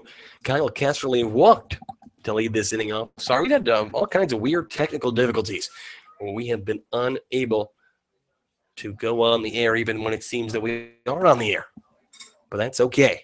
Pickoff move back over to first, not in time to get Kyle Casterly. The pitcher, Jesse James, does not like it. But to recap, it was a 5-pitch walk to Kyle Casterly. The only strike in that at-bat was a foul ball that he crushed to the right field side. After that, Jesse James was not throwing to him, but 0-2. Now the count to Donald Ring. The pitch. Curveball high and outside. 1 ball and 2 strikes moves the count. Ring a 235 hitter around the year, 5 doubles, 1 home run, and 7 RBIs for the first baseman, who was actually not always a first baseman. The first baseman, he's catching tonight. Designated hitter a lot of the time as well. 1 ball and 2 strikes to him. James delivers curveball and swung on and missed. Strike number 3. Donald Ring strikes out for the second time in this ball game, and that is out number 1 here for the Scouts in the bottom of the 8th. So now Chris Ackerman coming to the plate. Ackerman, designated hitter from Hillsdale College. 0 for 2 on the day with a couple of strikeouts, 1 swinging and 1 looking. He did walk back in the second inning, came around to score on a passed ball that tied the game up at 1 run apiece. That was a long time ago now, though. The score now 11-2 in favor of the Copperheads. First pitch to Ackerman, fouled out of play, first base side. It's Kyle Casterly at first here with 1 away in the bottom of the 8th inning. Scouts trailing the Copperheads by a score of 11-2. Ackerman, a 208 hitter on the year, 3 doubles, 2 home runs, 12 RBIs for the junior from Hillsdale College. The 0-1 pitch. On the inside, ball 1. 1 ball and 1 strike now to Ackerman. Ackerman is just 1 for his last 20. He has struggled mightily over these past couple of games. The 1-1 pitch. Ackerman hits that one in the air, but foul. Right field side, falls behind in this count. 1 ball and 2 strikes. Joey Roddy awaits on deck. Roddy is 1 for 3 on the day. Hopefully, can give the Scouts an opportunity to chip a little bit into this lead, huh? The Scouts just trying to make a big-time comeback. 1-2. And that ball is hit in the air, but foul, right field side. 1 ball and 2 strikes the count. And that's the 3rd time this inning we've seen a ball land just a few feet foul down the first base line for the Scouts. Like you said, I mean, this game seems dead, but if you're going to make a comeback, it's got to start somewhere. Yeah, well, that's the thing about baseball. It's not over until it actually ends. The 1-2 pitch, and that one bouncing in the dirt. Kyle Casterly is going to advance as the ball gets past the catcher, Connor Regan. So runner at second now, runner in scoring position here with just 1 away. Unfortunately, the Scouts have had a couple of runners in scoring position today and have not had much luck getting them home. 2 balls and 2 strikes, now the count to Chris Ackerman. Ackerman has drawn 18 walks this year. That is 3rd on this Xenia Scouts ball club. Jesse James looks back to Kyle Casterly at second. Now he looks to the pitcher, Connor Regan. He delivers the 2-2 pitch and swung on and missed. Strike 3. Chris Ackerman goes down swinging for the 3rd time this evening. And now with a runner at second and 2 away, Joey Roddy with an opportunity to try to get Kyle Casterly home. And that's been the problem all year for Chris Ackerman. Now 34 strikeouts on the year. So Joey Roddy 1 for 3 on the day. First pitch on the outside, 1 ball and no strikes. Roddy from Ohio State University, a big-time school. We talk about Ohio State University, talk about baseball names that have come out of there. One name that comes to mind, New York Yankee / Cleveland Indian Nick Swisher. 1-0 pitch to Roddy, curveball, hacked at and missed. Evens the count up, 1 ball and 1 strike with 2 away here in the home half of the 8th inning. Scouts trailing the Southern Ohio Copperheads by a score of 11-2. We are very deep into this ball game. The 1-1 pitch. And Roddy fouls it straight back into the screen, and the count moves 1 ball and 2 strikes. We are 3 hours and 1 minute into this contest, and it has felt every bit as long as that time spot might imply. Oh, yeah.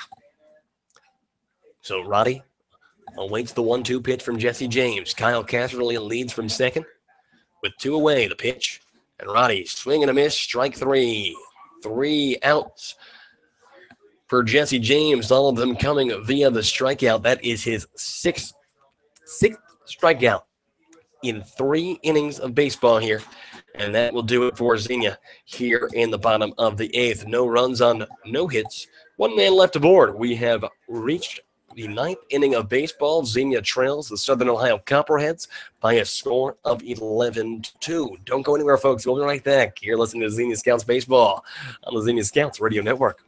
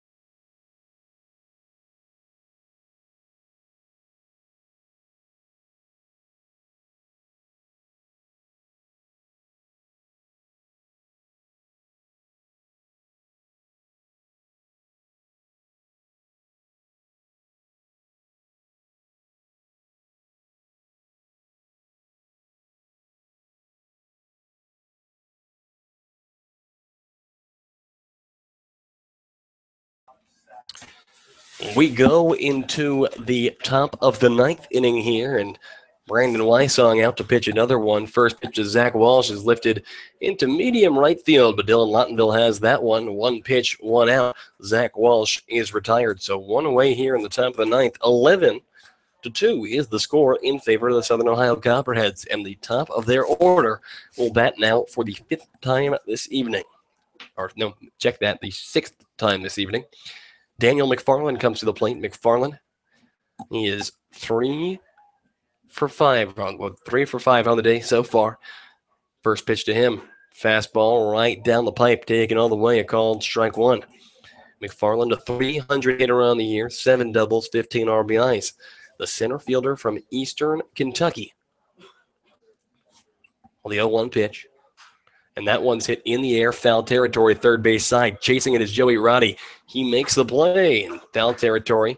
So Brandon Wysong has a quick couple of outs here in the top of the 9th. 2 up, 2 down. And Philip Tomasulo, the man he has left to retire. Tomasulo is actually just 1 for 5 on the day. He did score the run on, like we keep talking about, that inside the park home run on the couple of errors. He bats from the right side here against the righty Wysong. First pitch grounded down towards third base. Joey Roddy fields it cleanly down the line. Throw to first will not be in time. The throw was high, and it pulled Kyle Casterly off the bag. So safe at first is Philip Tomasulo. They're going to say an error. Yeah, they will mark that as an error on Joey Roddy, so E5. And Justin Antonzik will get one more at bat. An unfortunate one because, quite frankly, the inning should be over there. But a pretty difficult play down the third base line anyway. So you take what you can get. So Antonzik to the plate. Antonzik actually just has 1 hit today, surprisingly enough, because he's a 324 hitter on the day, or on the year, with 15 RBIs. His only hit coming back in the 3rd inning. He did walk. Ended up coming around to score in a big spot back in the 5th. First pitch to him on the outside. Here's the 1-0. And Brandon Wysong missing on the inside that time, so 2 balls and no strikes with 2 away here to Justin Antonzik. Antonzik, the left fielder from Michigan State University, the big Division I program. We talk about graduates. We talk about Draymond Green of the Golden State Warriors as Antonzik hacks 2-0 foul out of play, right field side, 2 balls and 1 strike My personal favorite, Kirk Cousins, quarterback of the Washington Redskins, a Michigan State grad. Big-time sports programs. And baseball is just icing on the cake for them. The 2-1 pitch. Inside, ball 3. So 3 balls and a strike here with 2 away. Blaine Krim awaits on deck. Krim, of course, has done all kinds of damage to the Scouts over this 3-game series. Here 3-1. And that one finds the zone, a called strike 2. So Brandon Wysong works the count full here. He retired the first 2 batters of the inning, and then Philip Tomasulo ended up reaching on an error on the throw from Joey Roddy. So 3-2 now the count. The pitch from Brandon Wysong, and that one is grounded over towards third. Joey Roddy comes in, fields it, throws over to first, and that one is scooped out of the dirt by Kyle Casserly. That one will be in time. Inning over, so no runs, no hits, 1 error, and 1 man left for the Copperheads in the top of the 9th. The Scouts have 3 outs to give and 9 runs to score in the bottom of the 9th. So you're saying there's a chance. Don't go anywhere. We'll be right back. You are listening to Xenia Scouts Baseball on the Xenia Scouts Radio Network.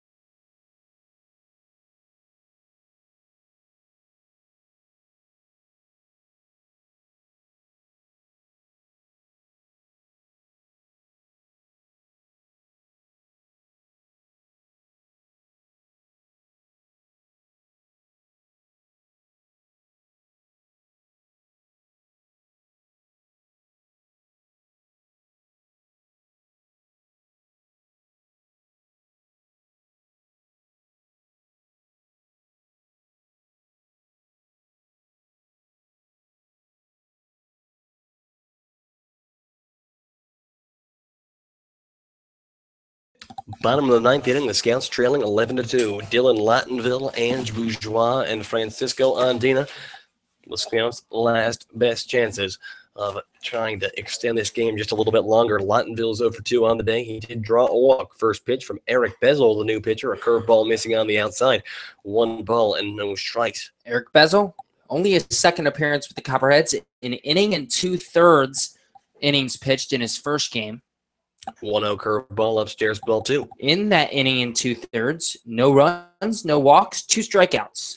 So he is a lefty. We can tell you that. Here's the 2-0 pitch. Fastball low and away, ball 3. So Dylan Lattenville has seen 3 pitches from Eric Bezel.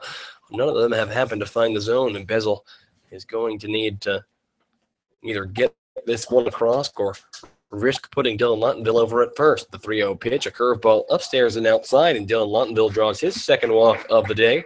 And the Scouts with the leadoff man aboard here in the bottom of the 9th. They have a lot of ground to make up here. They need 9 runs. They need 9 runs. Yeah, that's exactly true. But Ange Bourgeois coming to the plate. Bourgeois is 0-2. He did draw a walk and steal the base his last time up back in the 7th inning. Prior to that, it was a couple of groundouts for Bourgeois. He bats from the left side here against the southpaw. And the pitcher, Eric Bezel, has yet to find the strike zone. First pitch here to Ange Bourgeois. That one, a fastball, does find the zone. A fastball on the outside part of the plate, a call strike one. Bourgeois, a .230 hit around the year, 3 doubles, a triple, and 7 RBIs for the second baseman from Biola University in the City of Angels, Los Angeles, California. The 0-1 pitch, a curveball, and Bourgeois lifts that one into shallow center field. That one will drop in front of the center fielder and ricochet off of the hand of the second baseman, Zach Walsh, who came in to cover, but he does a good job recovering. So the Scouts with the runners at first and second here with nobody out. And back to the top of the order as they try to mount a very unlikely comeback here in the bottom of the ninth. But like they say in baseball, it ain't over till it's over. Francisco Andina coming to the plate, a guy who has drawn a lot of walks this year. And for a guy in Eric Bezel who has been having a tough time finding the strike zone. Hopefully Andina can either get a hit here or draw a walk. The Scouts, remember, they need 9 runs, but it's runners at first and second here with nobody out. Andina shows bunt but pulls back. That one missing on the inside anyway. 1-0 the count with Francisco Andina. Andina is 0 for 4 on the day. A couple of ground outs, a fly out, and a strikeout for the Puerto Rican center fielder from Spring Arbor University. So 1 ball and no strikes. Dylan Montanville at second. Ange Bourgeois at first here with nobody out in the bottom of the ninth. And that pitch just goes ahead. A curveball does not break where they wanted it to. When Francisco Andina gets plunked on the back, he turns into that one. But a walk, a single, and a hit by pitch. And with nobody out here, the Scouts have loaded the bases for Aaron Takis. Takis, 1 for 4 or 1 for 3 on the day, a double and a walk his 2 times on base. He has come around to score, and it looks like there's going to be a pitching change. Eric Bezel's evening is over. A very unsuccessful evening for Mr. Bezel. A walk, a single, and a hit by pitch. So he looks sad as he walks back into the dugout, but the Copperheads. Yeah, you feel for the kid. Yeah, that's tough. Tough when they put you in with an 11-2 lead and you can't even get the job done. Well, we'll see who this new pitcher is. It looks like Ty Sunken just based on the body type. So here's the problem, folks. Here's why we have such trouble. The Copperheads have camo uniforms. Black and orange. Yeah, black and orange camo uniforms. We cannot see what number it is. And the middle of the jersey is black. The main part of the jersey is black. And the number is black with orange outlines. So it is. You have to kind of look at the orange outline. Yeah, it's tough. It's tough to say the least. You know, it's just nobody said it was going to be easy, Gabe. But I think it's Ty Sunken. It also kind of looks like Luke Smith in a weird way, like same body type. Definitely not Luke Smith. But he should not be pitching this evening. I will tell you that. But I can't even read the number. Yeah, I have no 9. That's Blaine Krim. Blaine Krim. Yep. All right, Blaine Krim will be moving out of the designated hitter spot. He will now be the pitcher in this game. So sorry, folks. And Gabe, what do we got on Blaine Krim? Krim, well, yesterday pitched an inning scoreless to close out the second game of the doubleheader, and that's pretty much been his role throughout the whole year. Hasn't been used in a lot of situations, but he comes in for an inning to close every now and then. Blaine Krim, only 5 appearances, 5 innings pitched, so 1 inning per game. He's given up 4 runs, only 1 of them earned, though, so the ERA is 1.8. He has 2 saves and 5 walks, 7 strikeouts. So Aaron Takis coming to the plate with the bases loaded here and nobody out. Blaine Krim, the man on the mound. First pitch, outside ball 1. Takis is 1 for 3 on the day. He has reached base twice. Has only hit a double. He also walked back in the 5th inning. 1 ball and no strikes here to Aaron Takis. The pitch. And Aaron hits that one high in the air and deep to left, but probably not deep enough. The left fielder, Antonzik, makes the grab. Tagging up from third is Dylan Montanville, and he will score. So Aaron Takis picks up his 12th RBI of the year on a sacrifice fly out number 1, but that cuts the Southern Ohio Copperheads lead to 11-3. So now Jordan Lambert to the plate with runners at first and second here and 1 away in the bottom of the 9th. Jordan Lambert, who has been hot recently, trying to pick up maybe a couple more RBIs here. with Bourgeois at second and Andina at first with one out. First pitch to Lambert. He hits that one on the ground towards second. They flip to second for one. The throw to first for two will be in time. A 4-6-3 double play. And that's going to be all she wrote here tonight at Grady's Field. The final score, the Southern Ohio Copperheads 11. Xenia Scouts 3. The Copperheads with 11 runs on 14 hits. They made one error. The Scouts with 3 runs on 5 hits. They made 4 errors. The Scouts now fall to 15-18 on the season. The Copperheads move to 18-15. So when the teams came in at 15-15 into this 3-game set, we talked about how if there's a sweep one way or another, the playoff chances of the team that would be on the swept side would not be too hot. And unfortunately for the Scouts, we are the team who got swept. So, Gabe, what are your final thoughts from this pretty unfortunate series for Xenia? Talk about unfortunate. That's the understatement right there, because the Scouts with this sweep now 5 back. Actually, the Steam lost tonight as well, so we stay 4 back of second place. We've been talking the whole time about how the Steam are going to finish in first. We're battling the Jazz and the Copperheads. All of a sudden, the Jazz are in first place. The Steam are the ones in second place, 1 game back of the Jazz after tonight. So the Scouts stay 4 back, but with only 8 to go, it's going to be a long run, I should say, as the Scouts are going to have to win pretty much all 8 and get a lot of help. Well, even if the Scouts don't make the playoffs, of course, this is still fun baseball, and we'll still bring you every moment of the action here on the Xenia Scouts Radio Network. So the winning pitcher is going to be Butch Baird. He moves to 2-2 on the season, and Trenton Wood, unfortunately, will take the loss in this game for the Scouts. His record now 0-1. No one's safe because it was an 11-3 baseball game. So the Scouts will be back in action tomorrow against the Richmond Jazz, and we'll have all the action for you here on the Xenia Scouts Radio Network. You do not want to miss a pitch. I am Andrew Alix. He's Gabe Genovesi, and we thank you for joining us tonight. It's been a long 3-hour baseball game, but we're glad that you caught every moment here with us. So I'm Andrew. He is Gabe. For us and the entire Xenia Scouts family, we thank you for joining us tonight. Wish you a good night, and God bless.